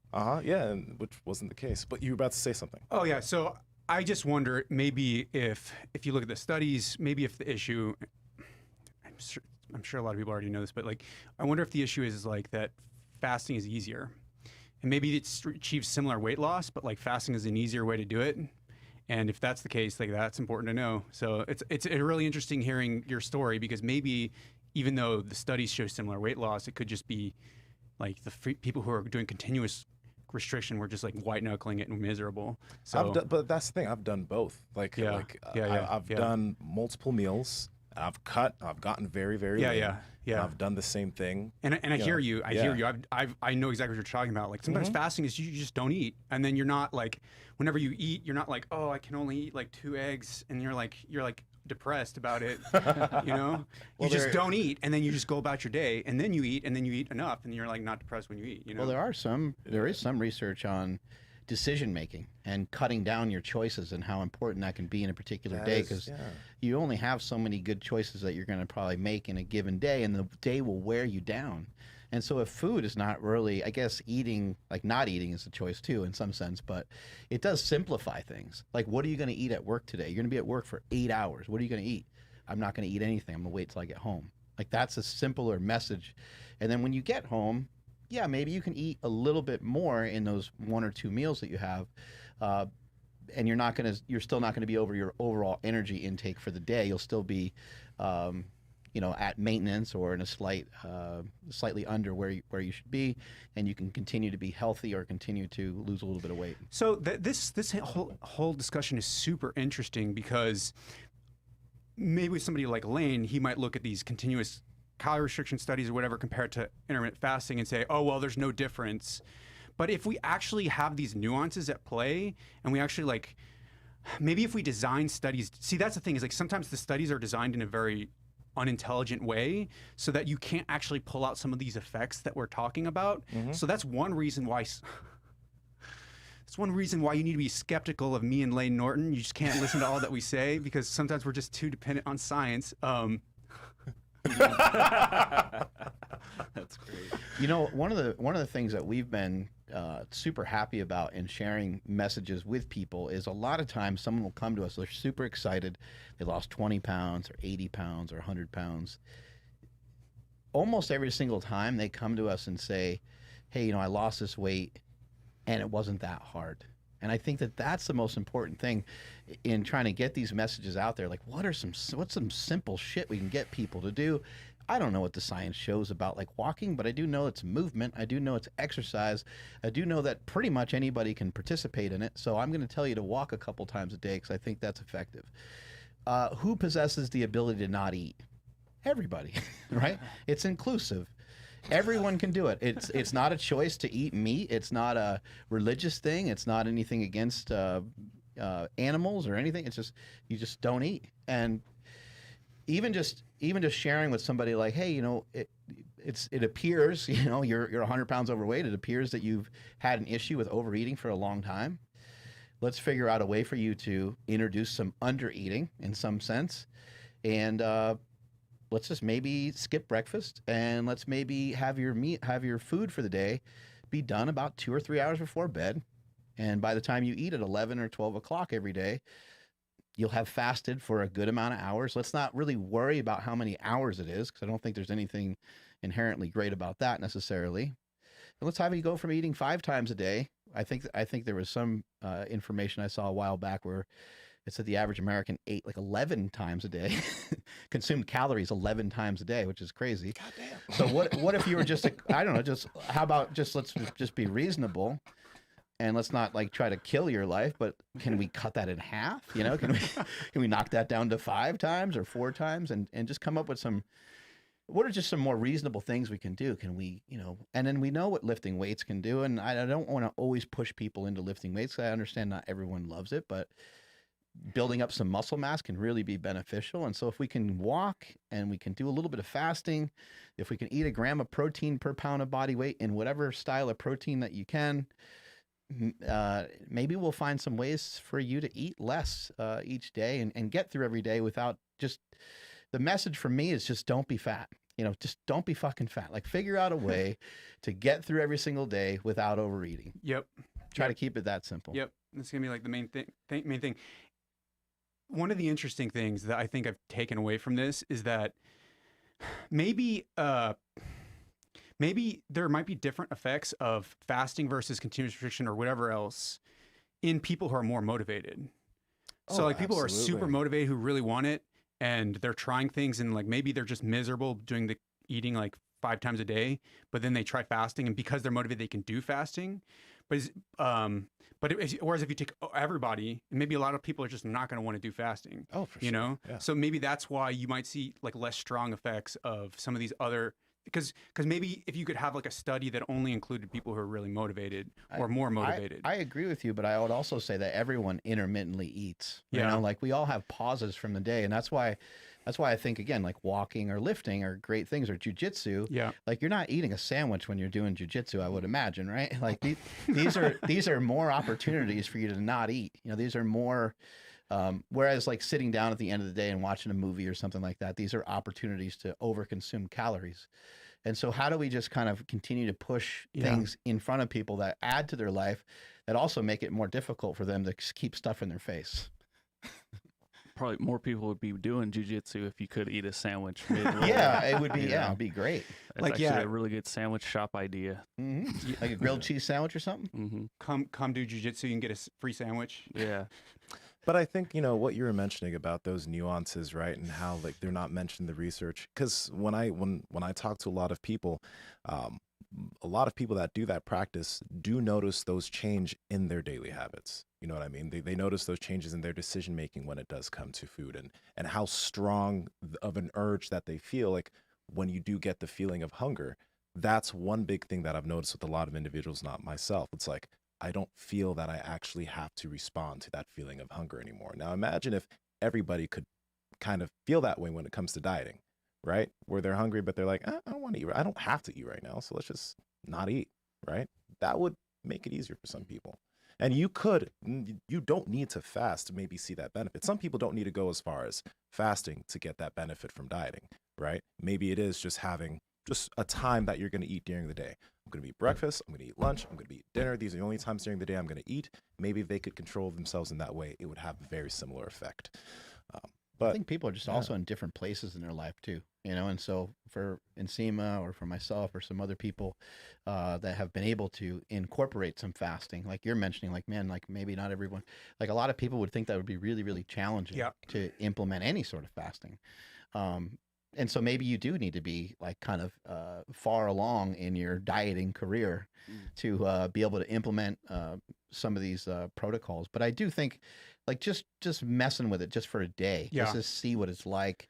And then also too, I don't really know the information on this, but it does appear that if you can get yourself away from some of the sugary stuff, from the carbohydrates and some of the processed foods, I should say, that fasting seems to be a little easier, operating mainly, eating fat and protein. It just seems to be because now the conversation isn't necessarily just fasting. The conversation is also like, okay, I'm not going to eat throughout the day, and my first meal of the day is going to be some steak. That's going to be and when you have that opportunity to actually eat, you're eating something that you feel, at least it's like kind of my belief, that is very nutritious for yourself. And it's an actual like full meal. And so I think for Nsima and I, when we see like snacks and we see little things, we're enticed by them just like everybody else. But I think a lot of times we're just like, nah, like around 2 or 3 o'clock or whenever you get home from jiu-jitsu or however you do it, I'm going to have an opportunity to like sit down and actually just like maul a bunch of food. And that's going to be amazing.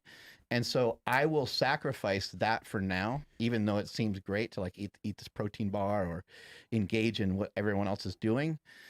But I'm willing to sacrifice it now for the payoff later on, because fasting, while fasting is kind of great in some sense and feels good in some sense, it's not so much the fasting, it's the first meal that you get when you're done fasting. Yeah, anything that people can do to reduce their calorie intake is good, and if fasting helps them, that's good. Yeah, for sure. One thing that I've heard Lane Norton go absolute bonkers, and he calls out Thomas DeLauer on it a lot when it comes to fasting. But anytime Thomas says the word autophagy, Lane goes fucking apeshit. Your thoughts His on eyes twinkling. Autophagy. I got some serious autophagy going on right now. I'm gonna. That grows on your foot, right? Same or here. that's something else? Yeah, I have some notes here. Nice. I hate autophagy so much. Like, it's like. I feel like he's gonna like freestyle a rap about it right now, like Eminem, and drop the mic. I'll play a beat.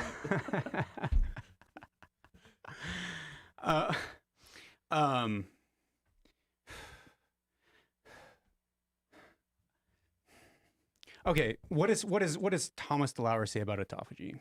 Nsima, you gotta help me out here. Well, pretty much it's just like cell recycling. So pretty much old cells are gonna kind of rejuvenate.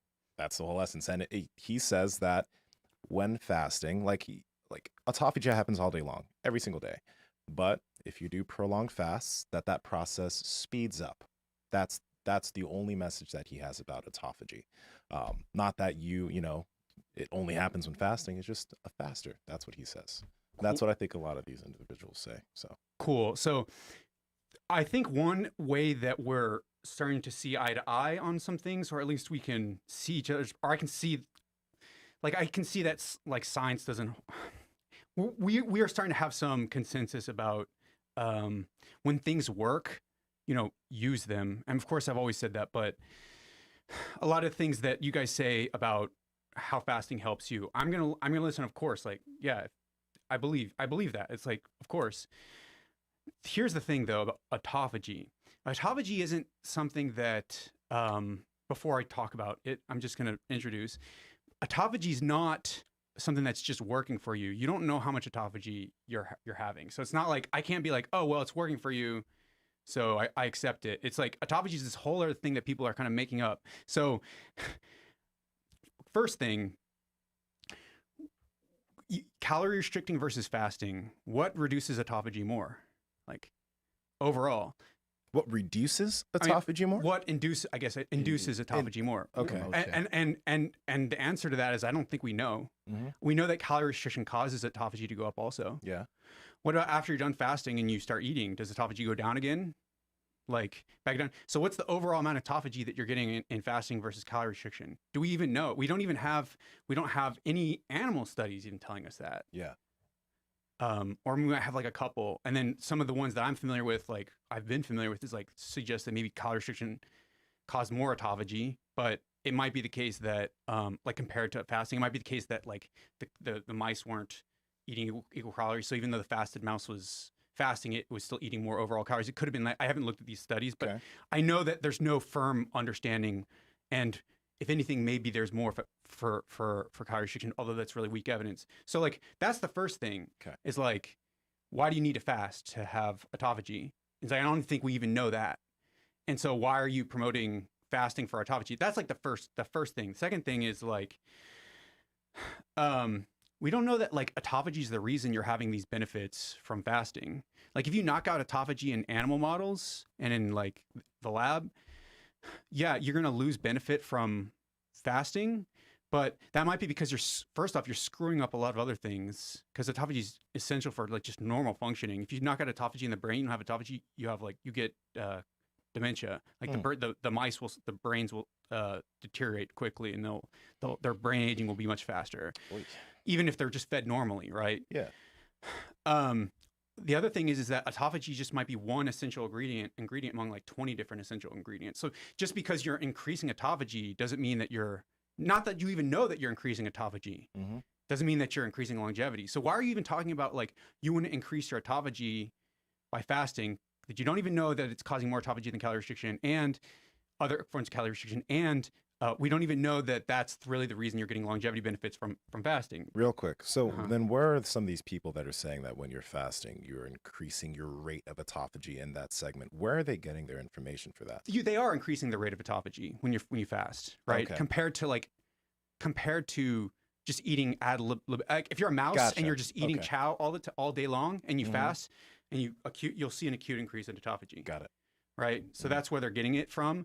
But like, we don't know that, as far as I know, we don't know that's better, going to cause more autophagy overall than just restricting those mouse's calories. I think a lot of times we don't even know, like, somebody might have made autophagy sound fancy and sound like a good idea, but then what are the repercussions of, like, there's always like a give and take of the human body. And so us, having more new cells or something, I'm sure maybe it's great for the moment, but maybe it's not great to do that often. And who really knows? Yeah, no, totally. It could, it could be that even if you do increase autophagy, exactly, even if you do increase autophagy, this is giving me this other idea, like, you might also be causing other things bad to happen. So you might get more autophagy. Well, the other thing about autophagy is cancer upregulates autophagy.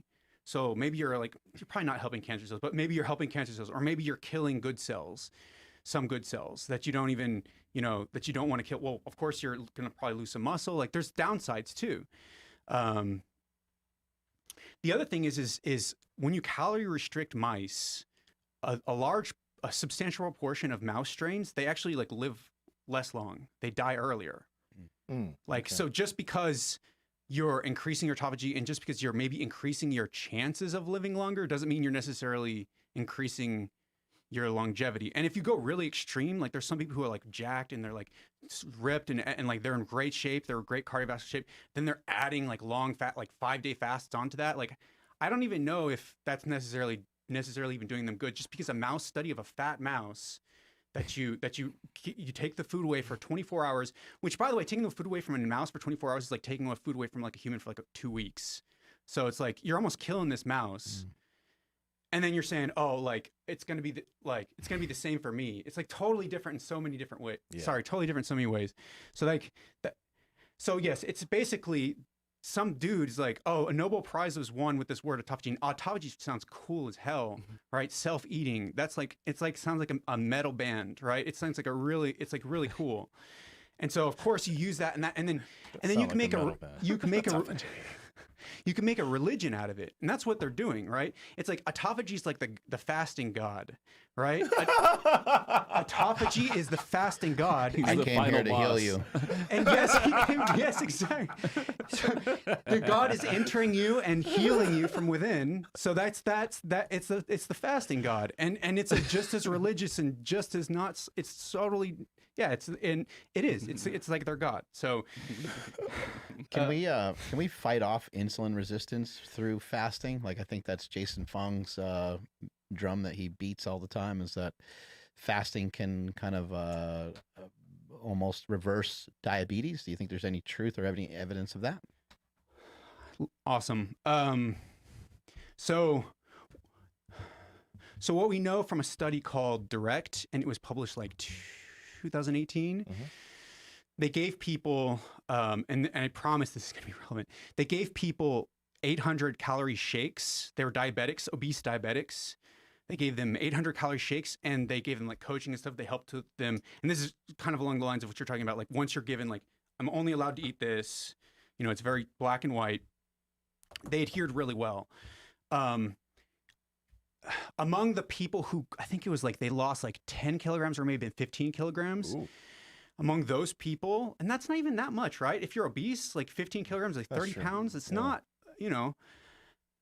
there was like an 86% remission in diabetes, right? Okay. And so what they did is they looked at the liver fat, they looked at the pancreatic fat, and those are basically, the idea is that fat in those are organs that regulate your blood glucose and a lot of other things, but that's what's causing the diabetes, or according to some of the main theories, that's one of the main centers of what's causing diabetes.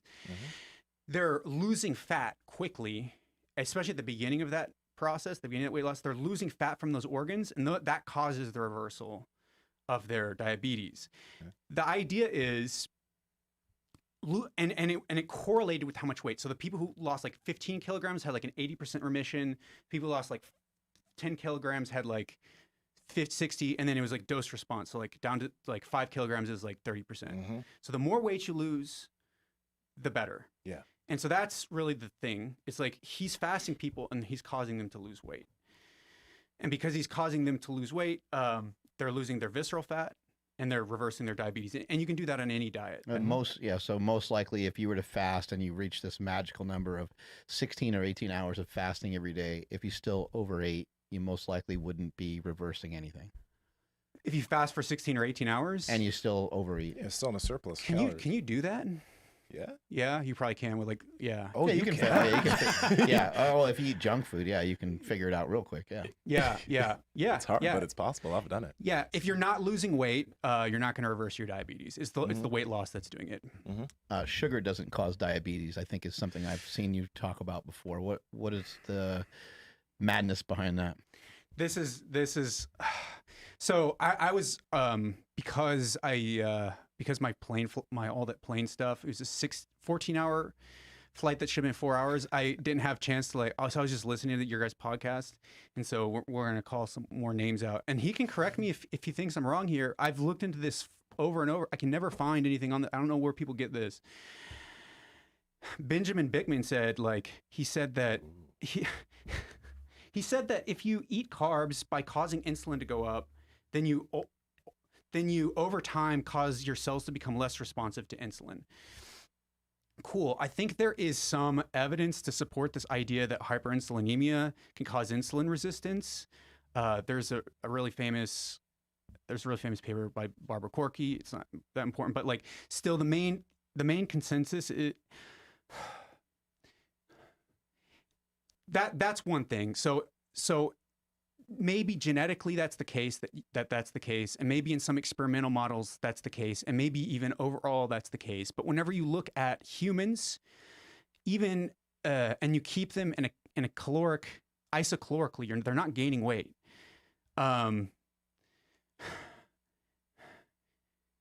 Whenever you feed them high carbs over and over again, it actually increases their insulin sensitivity. It's like fuel switching. So whenever you go on a ketogenic diet, you actually become less able to process the carbohydrate. Your blood glucose spikes are much higher whenever you cheat.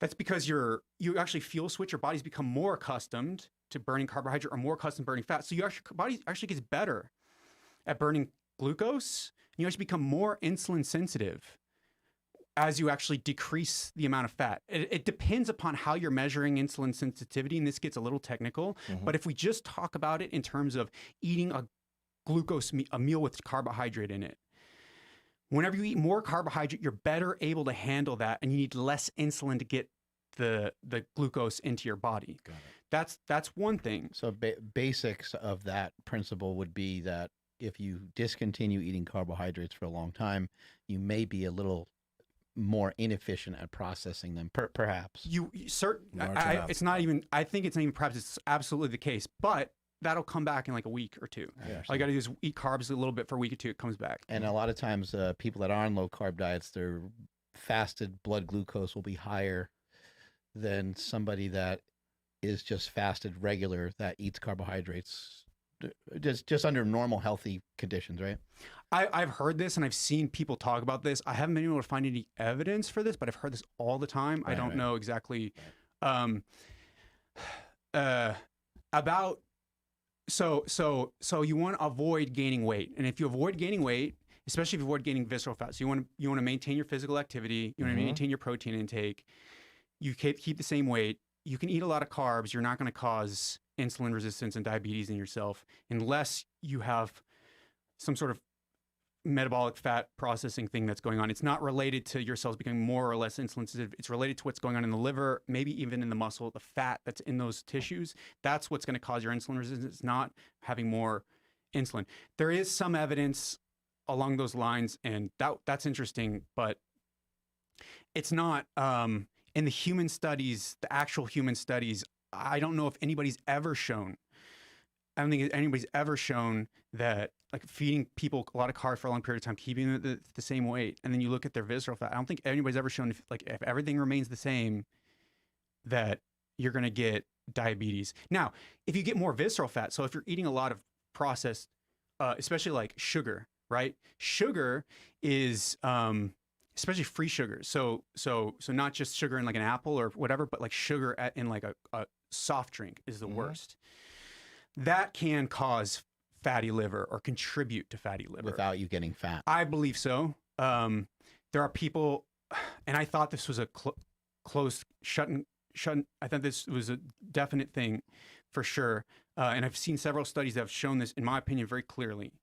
But there's a couple other people who I respect who think differently, but I need to talk that out with them. I believe that is the case, certainly. But I could be wrong. But I've seen many. I don't know. So there's some people who believe different. I think those people are wrong. And I think that's a scientific discussion to have. But So I will say that not gaining weight and eating a bunch of sugar-free, like soft drink stuff, you can actually, but it has nothing to do with what the cells are doing. It has to do with what's going on in your liver and your pancreas. Yeah. And it also causes a whole bunch of other things. Like refined sugars, like soft drinks, are terrible for you. Yeah. Before we, I guess, found sugar and processed it, sugar is a plant. So I'm sure in some regards it's not necessarily all bad, but did diabetes even exist? Type 2 diabetes? Do we even know if it was around, or like when was it discovered? And like, I'd imagine without processed foods, like type 2 diabetes just really wouldn't, just from my understanding of it, and my understanding could be way off, but I would just not really know why it would be a thing if people were eating foods that weren't processed. Yeah. So I think diabetes was first reported in like the Western medical literature, not like there's different kinds of diabetes. There's another kind of diabetes called like diabetes insipidus, which is not related to insulin and all that stuff. It's a different cause. And that was reported a long time ago. I want to say that diabetes, like, I want to say that type 2 diabetes was like first reported like only about like 500 years ago in the West, but it was reported like thousands of years ago in India.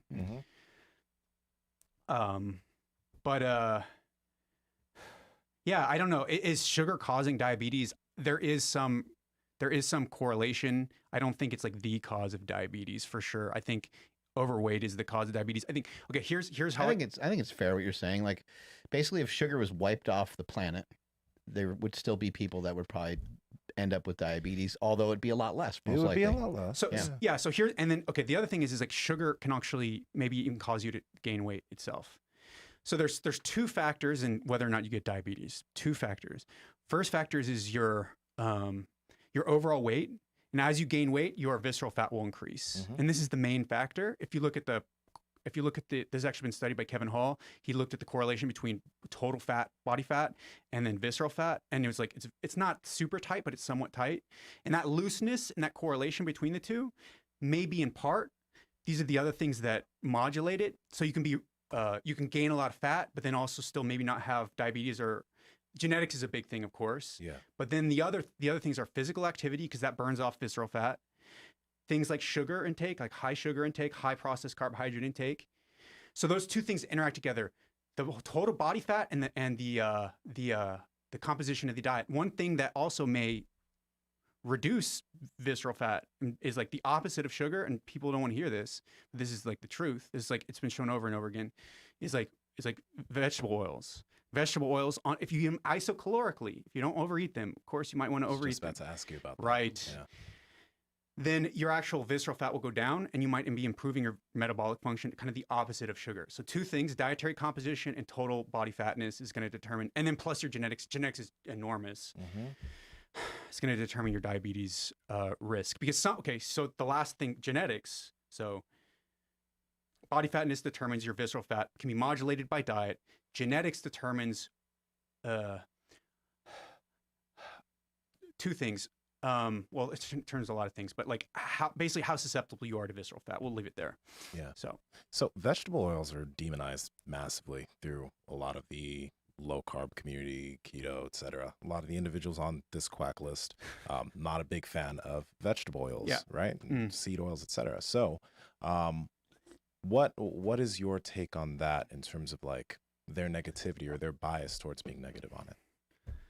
Do they even have a reason to actually really have any negativity towards it? I feel like this is more autophagy type stuff. In my opinion, I mean, I think the reason to be so let's take it from their point of view, like why what they say makes sense according to how I can understand it. Yeah. Of course, they have other arguments, but like the most reasonable way to understand it, in my opinion, would be that adding oils causes more energy intake. So it's just like what we were talking about. Like you can have like the sesame oil in the Whole Foods, and like it's not gonna be good. And then what might happen is you might like start your joints might start hurting. You might have these autoimmune stuff, but that's like being driven by your weight gain. Okay, so that's like that thing. But then if you look at the actual literature on like inflammation, if you look at like cholesterol, if you look at freaking everything we know about vegetables, if you look at fatty liver, you look at everything we know about vegetable oils in terms of what we know about. And then you look at the epidemiology, right? Okay, and then I need to actually say something about that real quick. But then if you look at the epidemiology is people who consume more vegetable oils, even though vegetable oils are a proxy for almost processed food, their heart outcomes are better. They have lower rate of heart attacks and stuff. It's not like healthy people I don't think healthy people generally like add a lot of vegetable oils to things. I think it's like marker of processed food. I don't think it's a healthy user bias type thing. So like all of that evidence, okay, so but some people could say to me like, oh, what about the randomized controlled trials? Well, nutrition's different than other like supplements and all that stuff because nutrition you have to decide what you're going to eat. So if you just look at the available evidence, there's nothing. Now, there's some animal studies that suggest that if you feed vegetable oils to like mice and stuff, you can cause cancer, like corn oil. But mice immune systems are very different from human immune systems. They don't even like omegas. They get inflammation from like a lot of stuff. Vegetables. We don't get any inflammation. We've seen this in randomized controlled trials. We don't have any inflammation. We might even have a reduction in inflammation. Yeah. So there's no reason in the studies. And so Benjamin Bickman says like he has these studies where he shows these byproducts of vegetable oils like in the brain and stuff or something like that. I needed to look at that, but like that's like one biomarker for something, and we don't even know what that means. If we knew that robustly correlated with health outcomes, then maybe, but he's just like assuming that makes a difference. So everything that we know, and even LDL oxidation, like there's so many different ways that vegetables are better than like a lot of other things, especially vegetables that have like a lot of antioxidants in them, like canola oil might have some. Olive oil is good, right? I know it's not a vegetable oil, but like, I don't think there's any basis at all. I think this is crazy. I think it's just totally crazy. Like Nina Teicholz really likes to talk stuff about vegetables. I don't think she knows where she gets it from. I do think that if you like fry like burgers and stuff in vegetable oils, like you do it for like 10 hours straight, of course you're going to oxidize those oils and make, you don't want to eat those. I mean, maybe you do, but are even antioxidants a thing? Like I've heard those kind of even be dispelled a little bit before. So there's something called like the free radical theory of aging. It goes back to like 1960s and 70s. It's like not considered true anymore. It's not considered like the main thing. And people thought that like you got free radicals, so you need to reduce the free radicals by quenching them with antioxidants. But then people have done just tons and tons of randomized controlled trials. Vitamin E is a really great example. They thought that would do it. And then like, no, like there's literally like 30 or 40 different randomized controlled trials for like heart disease and antioxidants, and like there's no signal, no effect whatsoever. So anybody says, oh, it's high in antioxidants, you just know that's another autophagy. So autophagy, seed oils, antioxidants, those are all like the same. It's like it's not where the science is today. Yeah. So you don't think people need to be going out of their way to get rid of vegetable oils? Just obviously don't have an insane amount where you're going in a surplus of calories. Look, I don't eat vegetable oils. So to be like honest about it, like I don't eat vegetable oils. Is there a reason, or you just don't? Yeah, why would I add those calories? Gotcha. Okay. Yeah, I mean, why would I have a salad and then like pour calories on a salad? Like, why am I going to do that to myself? Right. It's like I don't hate myself. But a large portion of the food that's in the grocery store has vegetable oil in it. Yeah. So you probably get some in right here and there just by eating a snack or whatever. Yeah. Right, okay. I mean, sometimes, because once I learned about laying stuff and tracking calories, I started getting really excited about like I could eat whatever I wanted. That was so awesome. I started eating Pop-Tarts all the time. I was like, good to macros. I've done it. Just kidding. But like, I don't want to add calories, but I will say this: if I have a choice to what to cook with, right? Am I going to cook with butter, or am I going to cook with olive oil or avocado oil or even canola oil? Of course, you want to cook it a long time, but if I want to choose, I would always choose the oils over the butter, because so in those cases, yes. In those cases where I kind of have to do it, yes, I would definitely choose those. But in general, I would not advise people to eat a lot of refined foods at all. You're just gonna get fat. So like in that sense. But then people make all this ideology. Again, it's like autophagy. It's like they make all this ideology around it because they want to have like kind of a religion and a theology. And they're like, they have all these rules and all these ideas about why this does it. No, it's just, you don't want to eat too many calories. But if you tell people that, they can't follow their religion.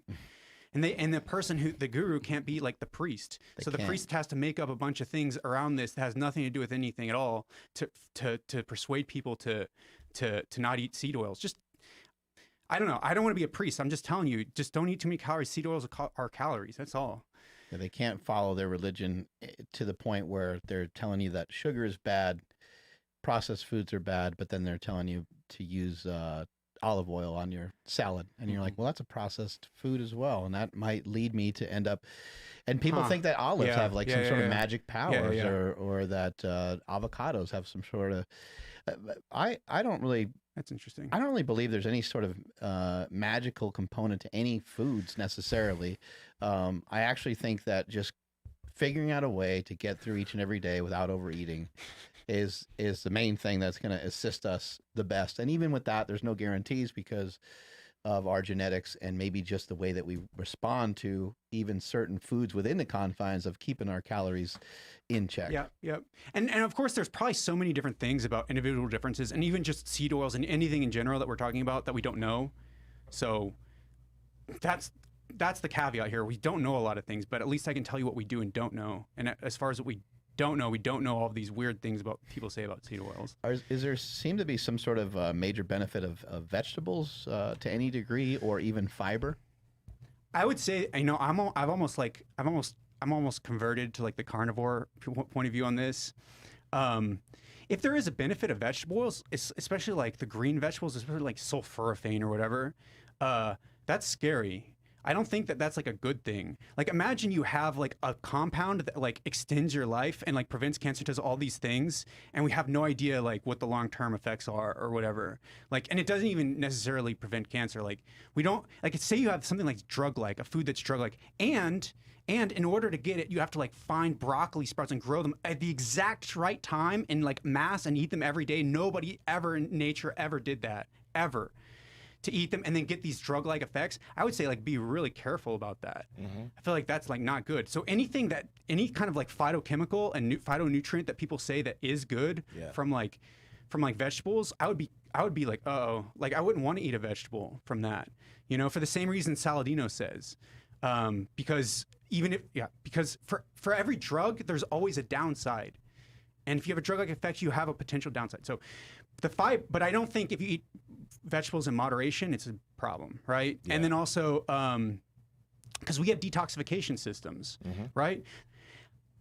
Can I rant a little bit about the Saladino argument about like why you shouldn't eat plants? Okay, so Saladino says plants have poisons, right? And therefore, since they're going to poison us, we shouldn't eat them. And then also like animals have everything we need, right? Okay, cool. But then how do you propose that all the animals in the animal kingdom should eat? Should they all be eating steak? Should even the herbivores who are obligate herbivores who don't eat anything except for plants, who eat toxic plants all the time, should they be eating steak because the plants are toxic? It doesn't make any sense. Because actually, if you do feed those animals just steak, like they'll die. They'll get deformities and stuff, and they'll die. So the question is like, yes, they have toxins in them. The question is, can humans detoxify them or not? If we can, good. If not, that's not good. We need to know that. We need to think and ask that question. But we can't assume just because they're toxins, they're going to poison us, right? You guys look like you already know all this stuff. So, no, I was going to say is that, so I don't know, for example, I think they say that spinach has like oxalates in it or something like that. Yeah. And then I think people look at that as being bad. Yeah. As like this oxalate is something really awful for our bodies. We hear all the time that it causes inflammation, and we hear it's just a lot of it just seems to be nonsense. And I don't think anyone really knows. Like oxalates could potentially be bad. They could potentially be harmful, but maybe there's probably a good side to them. It seems like there's like a yin and a yang of every fucking thing that's on this planet. And for some reason, we never seem to like hold that message and understand that there's like a good and bad to every single situation. And so just because your body might have to fight off something that's potentially in a plant, that doesn't mean that it's bad. Yeah. If it's causing health issues, if you're eating it and you're like getting crippling, joint pain, you're not like going to be like, oh, I should keep eating this because it's supposed to be good for me. Like, obviously stop eating it and try it. Mm-hmm. If you think that you have these autoimmune issues, try I have said to my friend who has ankylosing spondylitis, I said, try carnivore diet, right?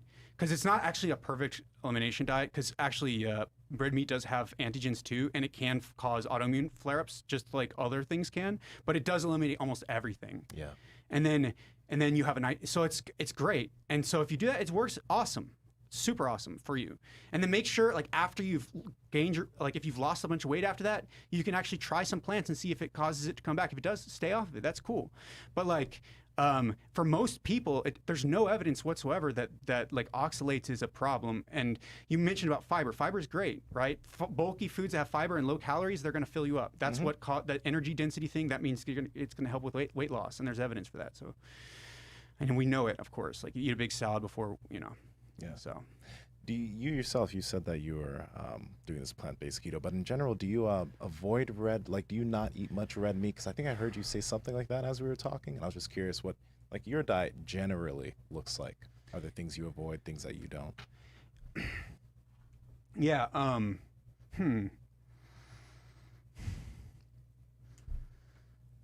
So for red meat, so there's a few things. The first thing is I'm not a vegan. I don't care about, and I don't care about. I don't think there's this whole thing of like we should avoid killing animals because it's like mean, and they have like, I mean, of course, like, it's not a nice thing to do to kill an animal, but like they kill themselves too. They kill themselves. Yeah, we get it. You're good. Right. So right, I don't have to defend it to you guys. Okay.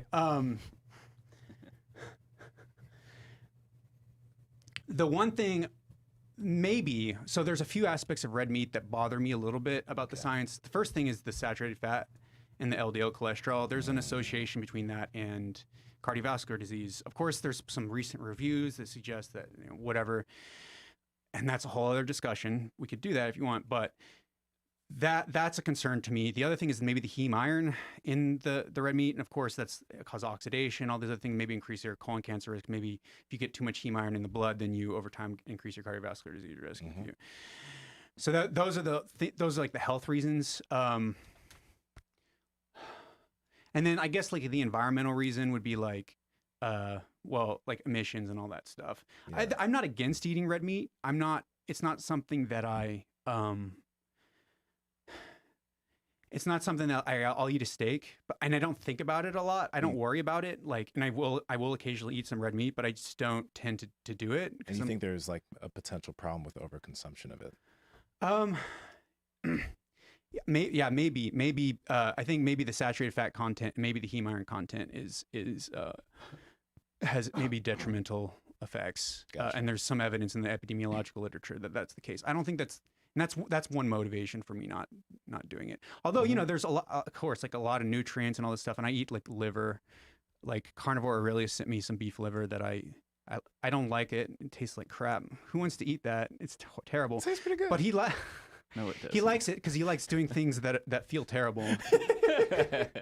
I've eaten liver since I was a kid, man. I'm used to it. Yeah. I'm used to that shit. So yeah. But if a carnivore diet can assist someone to drop some lbs, Sure. then maybe Yeah, for sure. maybe it's healthy. For sure, 100%. 100%. Yeah. Yeah, for sure. Especially, and okay, so I will say this, like if you have slightly higher LDL from saturated fat, let's say, but then you're like really improving your health in every other way, you're probably going to be like way more healthy and way less risk of disease and way better off. So if that's the way you do it, cool. The only thing I would say is like, and if you're going to do the red meat approach, like try to mitigate some of the risks. So one of the things that I think is really cool, and I was telling Chris, like, I think a couple days ago, I was like, I'm going to be a Piedmontese beef shill on the podcast. And so give me my $100 after this is over. I guess I'm cheap. But one of the really cool things about that though, is like, it is low in fat. Yeah. It is low in saturated fat. It's like almost pure protein. And that's like really good. Not only is that good for like the whole saturated fat thing, but that's also really good for like weight loss. That's awesome because it's just pure protein. It's pure bulk. It's like a meat salad, you know? So that's awesome. The one thing about, I like that. Yeah, that was good. It's like a meat salad. salad. Noted. The one thing I would say is the heme iron though. So if you're going to eat it, maybe eat it with like people say stuff about beans. They're like, oh, if you eat beans, like they have like lectins and what is the phytates and stuff, and it's gonna sequester all the minerals, and you're not gonna absorb your minerals, and you're being nutrient deficient. Like, you guys heard that kind of thing before? Yeah, I haven't. But that's cool. Okay. But one of the interesting things is maybe sometimes that's good, right? Like, let's say if you're getting too much iron, right? And you don't need too much iron, right? There's such a thing as too much of everything. Maybe you could eat like beans along with your meat, and that actually will take up some of the heme iron and reduce maybe some of the effects of that. So I would say, maybe couple it with some plants, and that might be helpful. Unless you have like an autoimmune problem, don't worry about it. But that would be the one thing about red meat. And Okay. Yeah, I would just add Piedmontese.com, promo code Power Project for 25% off. And if your order is $99 or more, you get free 2-day shipping.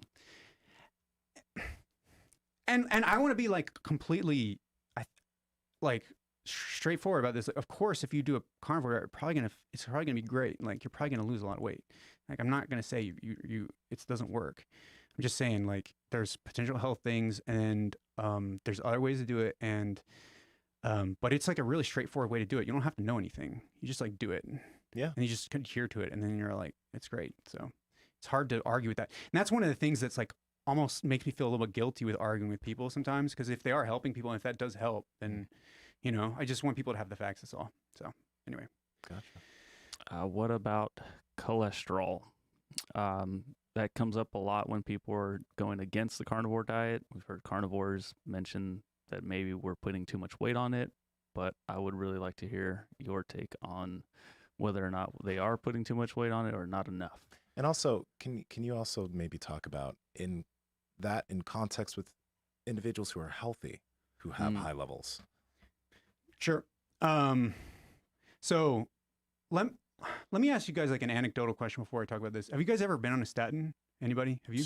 No. I was thinking about like trying it, like just to see like how it feels, because a lot of people say that when they go on statins, like they feel terrible or they feel muscle pain, and there's a whole discussion there. I was just curious because I want to know where people are coming from, and then I like, if somebody had, then I would like to hear that. But okay, turns out no. But like, okay, so as far as cholesterol, the main thing, as people know, is like LDL cholesterol is like the main thing.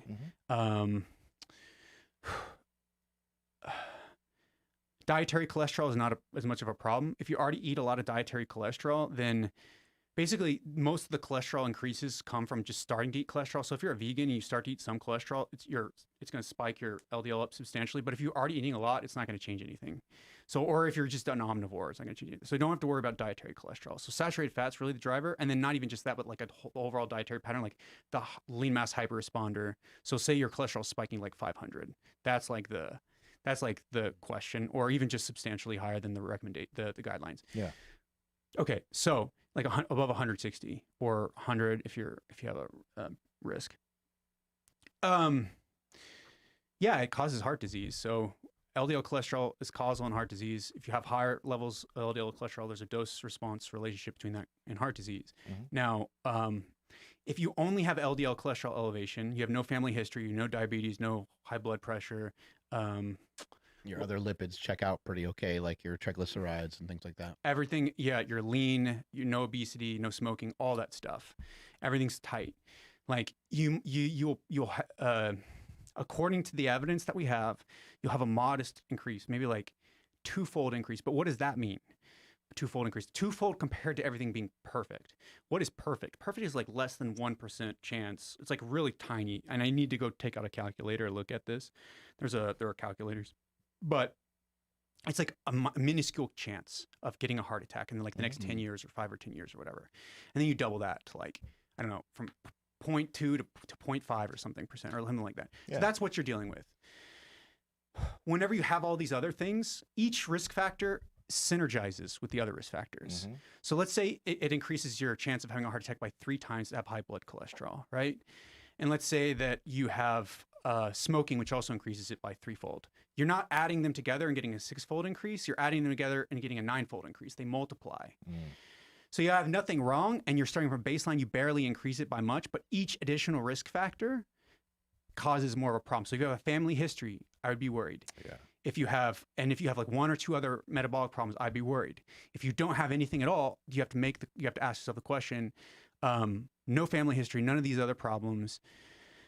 Do I want to like do something slightly different to really make a tiny decrease in risk? If you already have, by the way, just to let people know, because I read this all the time. I have like I have like many friends who are like kind of moles in the low carb mailing groups. So I know what these people talk about. Look, like if your patient has super high cholesterol and like they have heart disease history, like you should be really worried about that. Like be cautious. If you don't have a history of heart disease, if you haven't had a heart attack or something, it's a totally different story. And yeah, the risk is low. But if you have like a history and then you're doing all these things and then you have like a high CAC scan, all this stuff, you should be seriously worried about that. So please, if you have like other risk factors and you have some concern, like you should be cautious and take that seriously. And statins aren't as bad as people say they are. We could talk about that, but yeah. Anyway, yeah, it's important to talk about.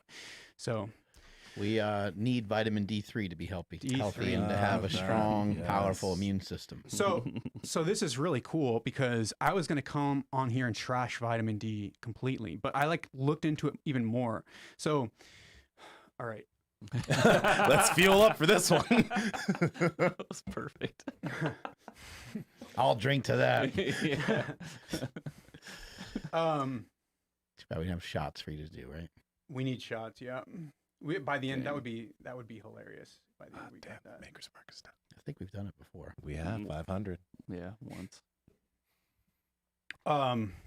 So vitamin D, you need to be healthy. I won't. Do you want me to like go? I'll just. Yeah, let's just talk about supplemental vitamin D, and maybe even just like how this came to be. And do you think there's any dangers to utilizing D3? Because I think there's a lot of people doing it. We've promoted it on this show. We talk about it on this show, and I may have misspoken. I don't really know what the research says. So it's actually like the whole vitamin D field is super interesting. So it's produced in the skin originally. It's transformed by the liver into its storage form. So you may have heard of 25-hydroxy vitamin D. Yeah. That's what circulates in the blood. It's bound to these proteins called vitamin D binding proteins. And that's like the storage form. That's what they're testing in the lab, that thing that's been converted by the liver into that. And then it's activated in the kidneys. And this thing that gets activated in the kidneys is like 125 like hydroxy vitamin D or whatever. It's like 2. Anyway, it's not important, but it's like transforming the kidneys, and then that goes to the bone, and then it helps to mineralize the bone. Originally, it was discovered in the context of rickets, so people would get rickets, right? Like when you're growing, like your bones don't form properly, you get like bow-legged, and it's not good. So so they had to figure out what caused that. So they figured out there's like, it's vitamin D. That's the original discovery. And so that's what all the recommendations are based on, how to prevent rickets. And so what the controversy is about is over, I think it especially started in like the 2000s with this guy named Hollick. He's a scientist from Boston University. He was in the Department of Dermatology, but anyway, he wrote some articles in the 2000s. And actually there's a lot of people who are writing articles, even like people at Harvard, like Walter Willett. Many people on this podcast might hate Walter Willett because he likes vegetable oils. But there was a lot of really cool stuff, like a really cool observational evidence, really cool animal studies, cell culture studies, and some suggestion that vitamin D might be useful for all sorts of other things like heart disease, cancer, depression, of course, fractures in old age. And so there was this whole idea that maybe the old lower deficiency levels, which is about 10 nanograms per milliliter, maybe up to 20. I think maybe it was 20 at the time. Maybe those need to be modified. Actually, I think it's 10 even now, and 20 is adequacy from the Institute of Medicine. But okay, but that needed to be changed. And so what the Endocrine Society did is Hollick published a bunch of papers, and he was writing books, like popular books, about why you need to get tested and have vitamin D. And they're very hypey, popular books. And so he chaired the task force in the Endocrine Society in 2011. And then he had the guidelines changed from the Endocrine Society. And now adequacy is like 30 nanograms per milliliter. And it's based on that. And then not only that is like, we've done a whole bunch of research since then, randomized controlled trials, because we want to test whether in randomized controlled trials, you give people vitamin D, give people placebo, what happens to their outcomes. And over like the last 10 years, especially, we've done a lot, and we're still doing a few more that are some big trials that are coming out to test these things. And so there's a lot of promise, but then we actually have to test it.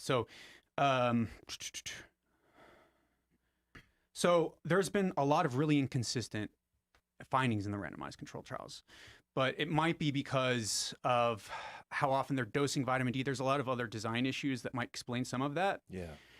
However, there's a recent trial called VITAL, and I think I want to say that comes from Harvard. I think so. Anyway, it's called VITAL, and they do it the right way. They gave 2,000 international units of vitamin D to everybody. They also like analyze people for their, like, what are their outcomes if they're low at the beginning and all that other stuff. And they looked at everything. They looked at heart disease, they looked at cancer, they looked at depression, they looked at a lot of different things, fracture risk.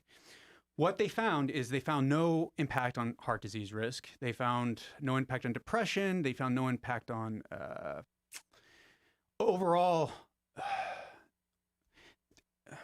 Okay, so there's basically no impact on most of the outcomes. And I'll also talk about respiratory illness in a second, because that's another interesting area. Okay. But what they did find an impact on is cancer. Some of the other trials dosed vitamin D differently, and that might have been why they didn't find an effect of cancer. And the reason is this. The reason that they don't know how to design the trials the right way is we don't really understand the biology that well. While we're doing the trials, we're actually learning about the biology of how vitamin D works. Mm-hmm.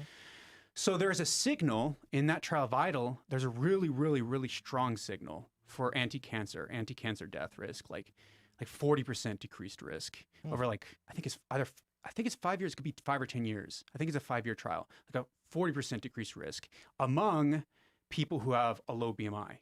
So if you're lean, and it doesn't depend on baseline vitamin D levels. So if you're normal vitamin D, 30 nanograms per milliliter, you take a 2,000 IU per day supplement, you have a decrease in risk if you're lean. If you're obese, there's no signal, and if you're overweight, it's in between.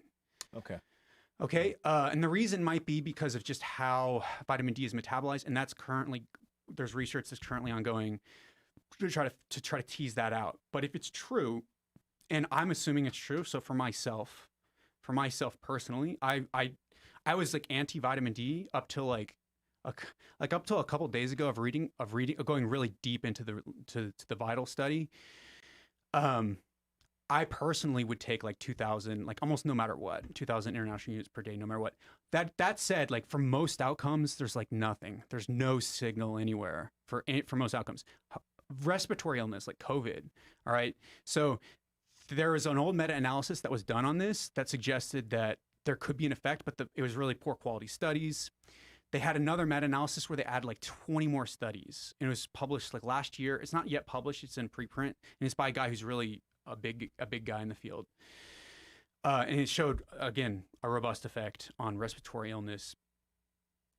And so now there's like about 50 trials going on for vitamin D and COVID, and like big ones, like prevention trials, like 4,000, 5,000 people. I think there's one at Harvard. It's called Vivid.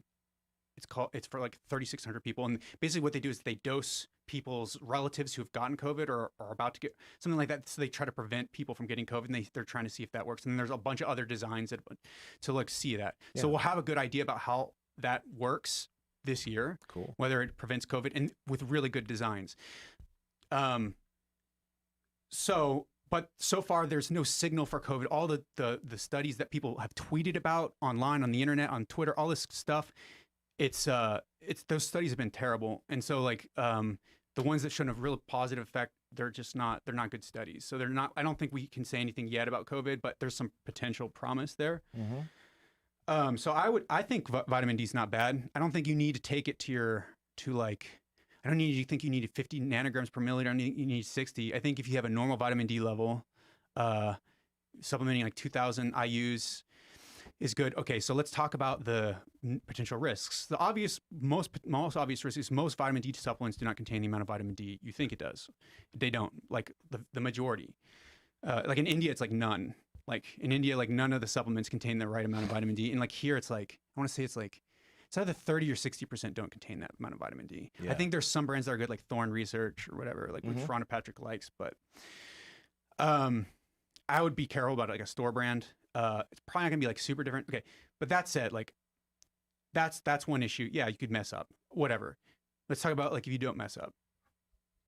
So there's this one study that looked at bone mineral density. I think it was like they weren't elderly. I think they were healthy people. They gave them 400, 4,000, and 10,000 IUs of vitamin D. Okay. They did bone density. They looked at their bone density, and they found a dose response relationship between vitamin D dosing and less bone density. They reduced their bone density. This is a short-term trial, so there was a robust dose response relationship, and it didn't depend on. I want to say it didn't depend on BMI. It didn't depend on anything. It was just or baseline, nothing. Yeah. You got a dose. So they then measured the strength of the bones. They have like a test, like a tibia strength test or whatever. They didn't find any difference. So maybe it's not a big deal, but maybe over time, like over 15, 20 years, you'd start to see a difference. The thing is that vitamin D does pull calcium from the bones sometimes. It's a really complicated hormone, but it does pull calcium from the bones, and it can. And so in these higher doses, like 4,000 IUs, you might have a decrease in bone mineral density that might over time add up to a problem. So that would be why I would say personally, why I would be like, I'm a little more hesitant about 4,000 IUs and a little more bullish about like 2,000 or 1,000 for myself, because I don't know I don't know which way things are going to go. So that's sort of the trade-off there. It's kind of a tough issue. I wouldn't do 4,000 or more personally.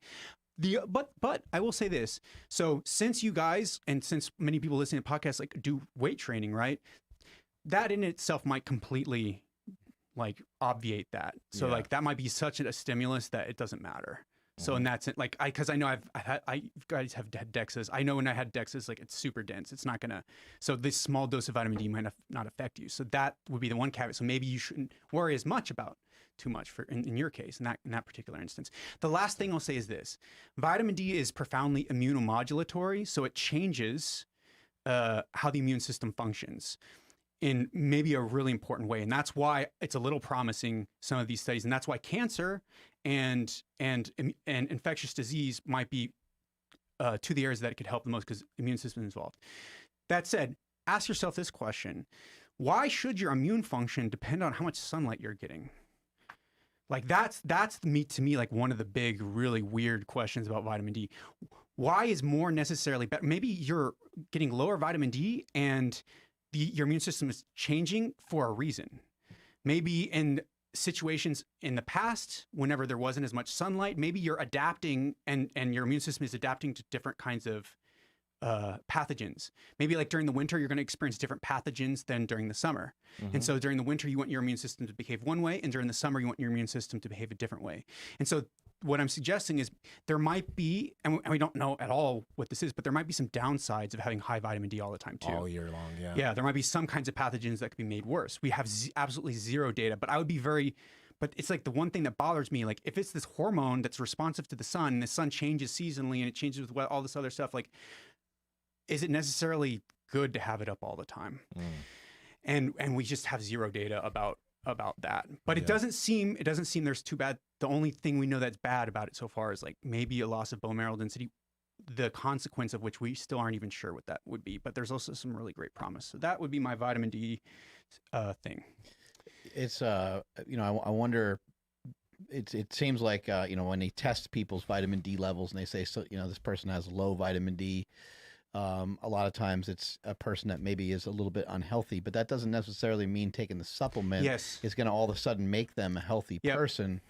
Whereas somebody else that goes to a doctor that has decent vitamin D levels, that is healthy, you know, maybe trying to get the response naturally is the best way to try to go about doing things in terms of like ketones and any of these other things. Like, you know, drinking a bottle of ketones is one thing, but having your body go through the actual act of producing ketones is a very natural thing for your body to go through. And it most certainly has benefits. Our body does it all the time, even when you're not on a ketogenic diet. So I think just trying to maybe get people to, you know, get proper amounts of rest and sleep and to get out in the sunlight and whatever else can help promote just natural vitamin D seems to make a lot of sense. Whereas just upping it and having your blood vitamin D levels at 80 because you took it artificially probably doesn't necessarily really mean anything, or at least we just don't know yet. It might not mean anything. It might be harmful. Yes, and that's the problem with epidemiological research, observational research. You guys have had people on here all the time. It's like sometimes the people, the reason vitamin D might be associated with good outcomes is just because of people who are healthier are going to do better. So people with low vitamin D may be unhealthy, so they're dying from COVID more. That might be the link. It's not, completely, 100%. What type of supplementation do you see being put forward? Do you think it's just like along with like maybe vitamin D? Is there anything else that you've seen that you're just like, maybe fish oil more recently, right? I like fish oil. The evidence is like mixed, and there's still controversy about fish oil, but it's like one of those things like vitamin D that might have a benefit. And I would say, fish oil is not bad. Maybe whole fish might be better. Of course, like creatine, right? Yeah. And that's even good, maybe even for your brain, not necessarily even just for your muscles, it's for everything. I told you, 20 grams a day. Right, that's it. Yeah. Do you guys do 20 grams a day? Yeah. I don't even. I do 10 because well, okay. What am I getting myself into? You're not getting No. We were being silly on another video, and people didn't think we were being silly. Yeah, there's just some claims that we've made that we're not sure are true or not, but we can't go too deep into it. Yeah. 10 grams is good if you're bigger. Okay. So. Nice. Any other supplements? I like, because I'm like superstitious, I'll take like half a multivitamin a day. Like, I don't know if it's making any difference. I know that doesn't affect mortality or anything, but maybe it'll make me feel better. I don't know. When you've seen, like, you know, you talked about how like most of these studies should be done as RCTs. Yeah. When you see like a lot of the nutritional epidemiology that goes on, right? You see like Paul Saladino talk about how it's a lot of it's kind of BS. What do you feel about how a majority of nutrition research is done? Because even people that are not on the Quack List still use a lot of these studies as part of proof for what they're talking about, right? So do you believe that a lot of studies just need to be thrown out and redone, or what? Like, what's your take on that? Cool. So I think epidemiology has a place, and the place is to give us more information and give us an idea of how to run a randomized control trial. There is an exception to this, though. So let me explain real quick. I've already explained why randomized control trials are necessary. There are situations in which, even in like medicine, and maybe even it might be a little less black and white in this respect, but it's in general, as a principle, the only time you want to not care if there's an RCT or not, and you go by epidemiology, go by mechanistic thinking, whatever. The only time you'd ever want to do that is if the situation is dire. So let's say somebody's has like a kid has a congenital heart defect, right? And the kid's getting like, he's blue, he comes out blue, he's just been born, and you got to decide what to do. There's no randomized controlled trial on repairing this congenital heart defect, but you know what the heart defect is, you know how the heart works, and you know how to do a surgery to repair it and to close it up. And so now this kid's going to live. Like, what do you do? Well, no RCT, you know? So you go ahead and fix the heart, right? So if a situation is dire, that's one thing. Or if the risk is zero, like there's zero risk, but it may be good. In most cases, there's not zero risk. Or if and also maybe if it's inexpensive. If there's zero risk and it's inexpensive as well. So like, I don't know what you guys think about masks for COVID. Like, is this a third rail topic? We don't want to talk about this. We can talk. Go for it. What are your thoughts? Yeah. What are your thoughts? Well, I don't think they work. I actually think that COVID is way overblown. That's just my own personal thing. I don't talk about it much anymore because people get very inflamed about it. Yeah. But those are my thoughts. Yeah. I don't think a mask does anything. Okay, cool. Well, do you think a mask hurts? No, I don't think it hurts. So in that case, that's like a kind of intervention we're talking about. Like you don't know if it helps, you don't know if it hurts, but it could help. Mm-hmm. So you know it's not going to hurt. I just wear it when I go in places. Yeah, same. Yeah, I'm like, okay, cool. So that's the example. Okay, so nutrition science then. Nutrition, we don't have RCTs, right, for ethical, logistical, financial reasons, whatever. So therefore, we still have to make a decision because the situation is dire, right? We talked about heart disease, congenital heart defects, but like it's the same thing with eating. We have to eat. We have to make one choice or the other. Got to eat something. You got to eat something. So are you going to inform yourself with the best evidence or no evidence? You could go with no evidence. You could go with just like how you feel, right? Yeah. And how you feel is good, and how you perform is really good. That's really good. And that's something you can figure out really quick in the short term. But the long-term stuff with rare events, things are going to happen really rarely, like heart attacks, cancer, etc. And it's going to happen over a really long period of time where you can't really observe that cause and effect relationship, and you can't get enough data points in your life to do it. That's where stuff like epidemiology, epidemiology is basically a collection of anecdotes which you control for different factors. That's all epidemiology is. So if Paul Saladino goes on and says, I like anecdotes, I don't like epidemiology. Epidemiology is just anecdotes done systematically. So anyway, so that's what I'll say. So you have to use something for nutrition. So you have to use epidemiology for nutrition, but you want to be unbiased. So to be scientific means you're not favoring any hypothesis or the other. You're favoring just what the data says. What does the data say? So to be unbiased, you have to use epidemiology in a consistent manner. What Paul does is he sometimes says, I hate epidemiology, and other times he uses epidemiology. He like does it all the time. I'm just trying to think of like a recent example. He does it all the time. So what you want to do is you want to have a place for epidemiology that no matter what it tells you, whether you like it or not, if you know that if it was done a certain way, the right way, and the other study is also done a certain way, you have to accept both of those studies. You can't just reject one and accept the other. That's it. That's all. So once you decide in nutrition, we also have to include epidemiology, animal studies, all these other things that are weak evidence because we have to eat. You have to consistently apply each piece of evidence, and that's the other thing. That's the thing that also bothers me. This cherry picking stuff. Yes, that would be. Sorry, the question. What was the question? Just how you feel about nutritional epidemiology, since that's how majority of those studies were done. Okay, but the other thing about nutritional epidemiology is like, I think something like 70% of epidemiological studies are at least not inconsistent with the randomized controlled trial findings, that they end up testing those things later on. Okay.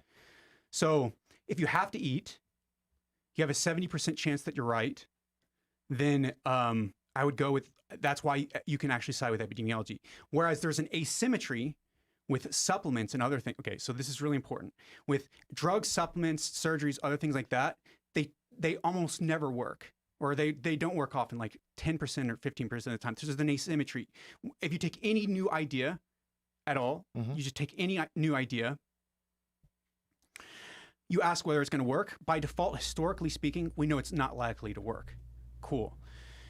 But with nutrition, there's only two ways to do it: more food or less food, right?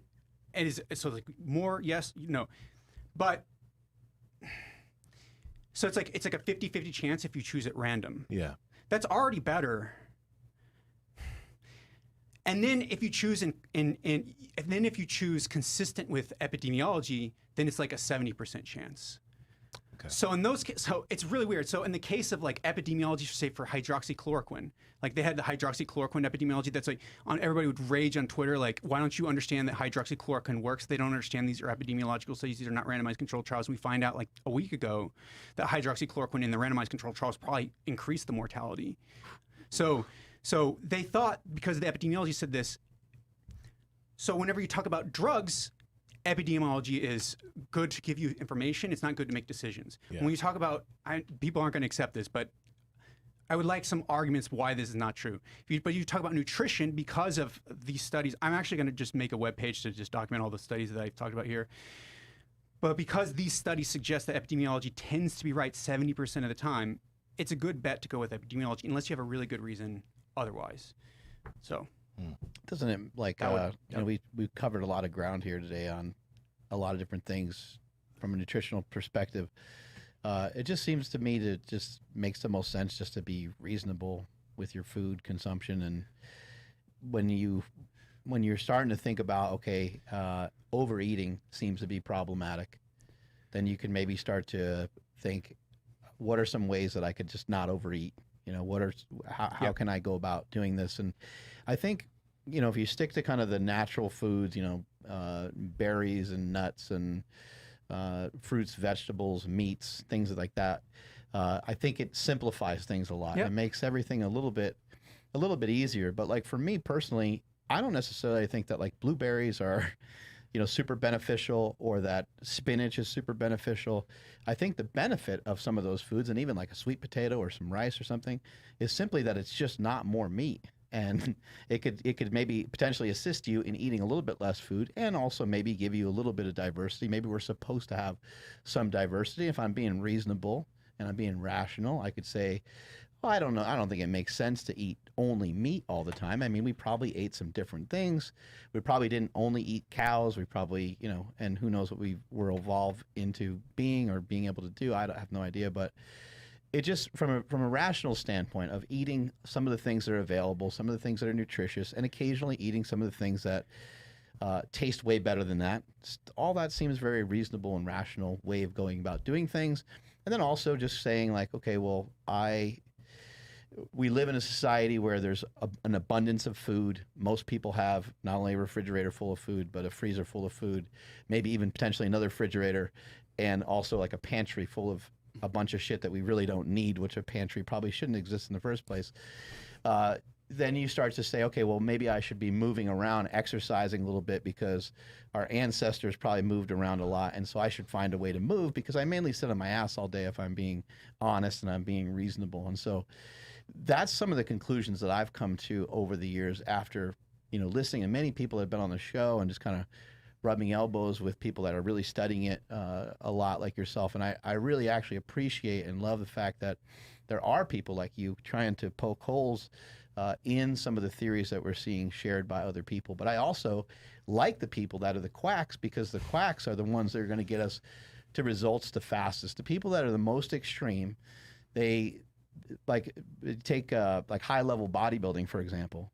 There's just so much to be learned from high level bodybuilding in terms of them using insulin and growth hormone and testosterone and all these other things, that it has kind of a top down approach, and it can assist a lot of regular folks to make better decisions, or to just have better understanding of everything in general. The same thing has happened in like NASCAR or some of these things where certain protective devices have come from those vehicles and then ended up in our vehicles, and we kind of see that. So I kind of like that we have guys like yourself, and I like that we have guys like Dave Asprey and Mark Sisson and some of these other guys that may occasionally say something that's a little off, or even potentially way off, or even myself saying something that's way off. But I think it gives us good conversation and can help us all maybe recognize that we could all do a better job being a little bit more reasonable. I agree with that.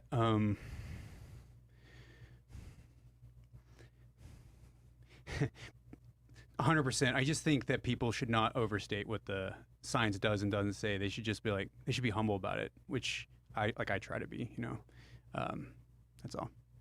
I like that. It's so fun when they do say things that are It is so wild. fun, right? Yeah, It's the like- absolutes. It's like it or like him or not, like Trump was really entertaining, especially Oh, whenever so fun. I'm probably gonna get into like big trouble with my friends. Like they're not gonna look at me the same way after this, but like especially leading up to the election, 2016 election, that was so good.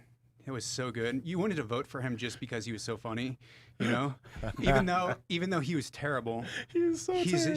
He's so terrible, and I'm so happy that he's gone. Like I'm so happy that he's gone, but there's one thing about him, like he was entertaining as hell, and Twitter is not the place it used to be anymore, But The Trump news cycle was definitely the funnest news cycle I've ever experienced in my lifetime. It was, yeah. But terrifying too, because eventually the Capitol was going to get taken over and sacked at some point, and it did, literally to get sacked. It was going to get blown up at some point. So we need that to happen again in like 20 years. We need every once in a while. We need somebody like that to entertain us. Andrew, take us on out of here, buddy. I will, and I can't change the camera because my camera died. But thank you, everybody, for checking out today's episode. Go pick up a meat salad right now at Piedmontese.com. Again, use promo code Power Project for 25% off your order. Please follow the podcast at Mark Bell's Power Project on Instagram, at MB Power Project on TikTok and Twitter. My Instagram, Twitter, Clubhouse is at I am Andrew Z. Nsima, where are you at? At Nsima Inyang on Instagram, YouTube, Clubhouse, TikTok, and Nsima Inyang on Twitter. Kevin? Kevin Bass on Twitter and Instagram and TikTok, and there's 2 N's there. So At Mark Smelly Bell. Strength is never weakness. Weakness never strength. Catch you guys later.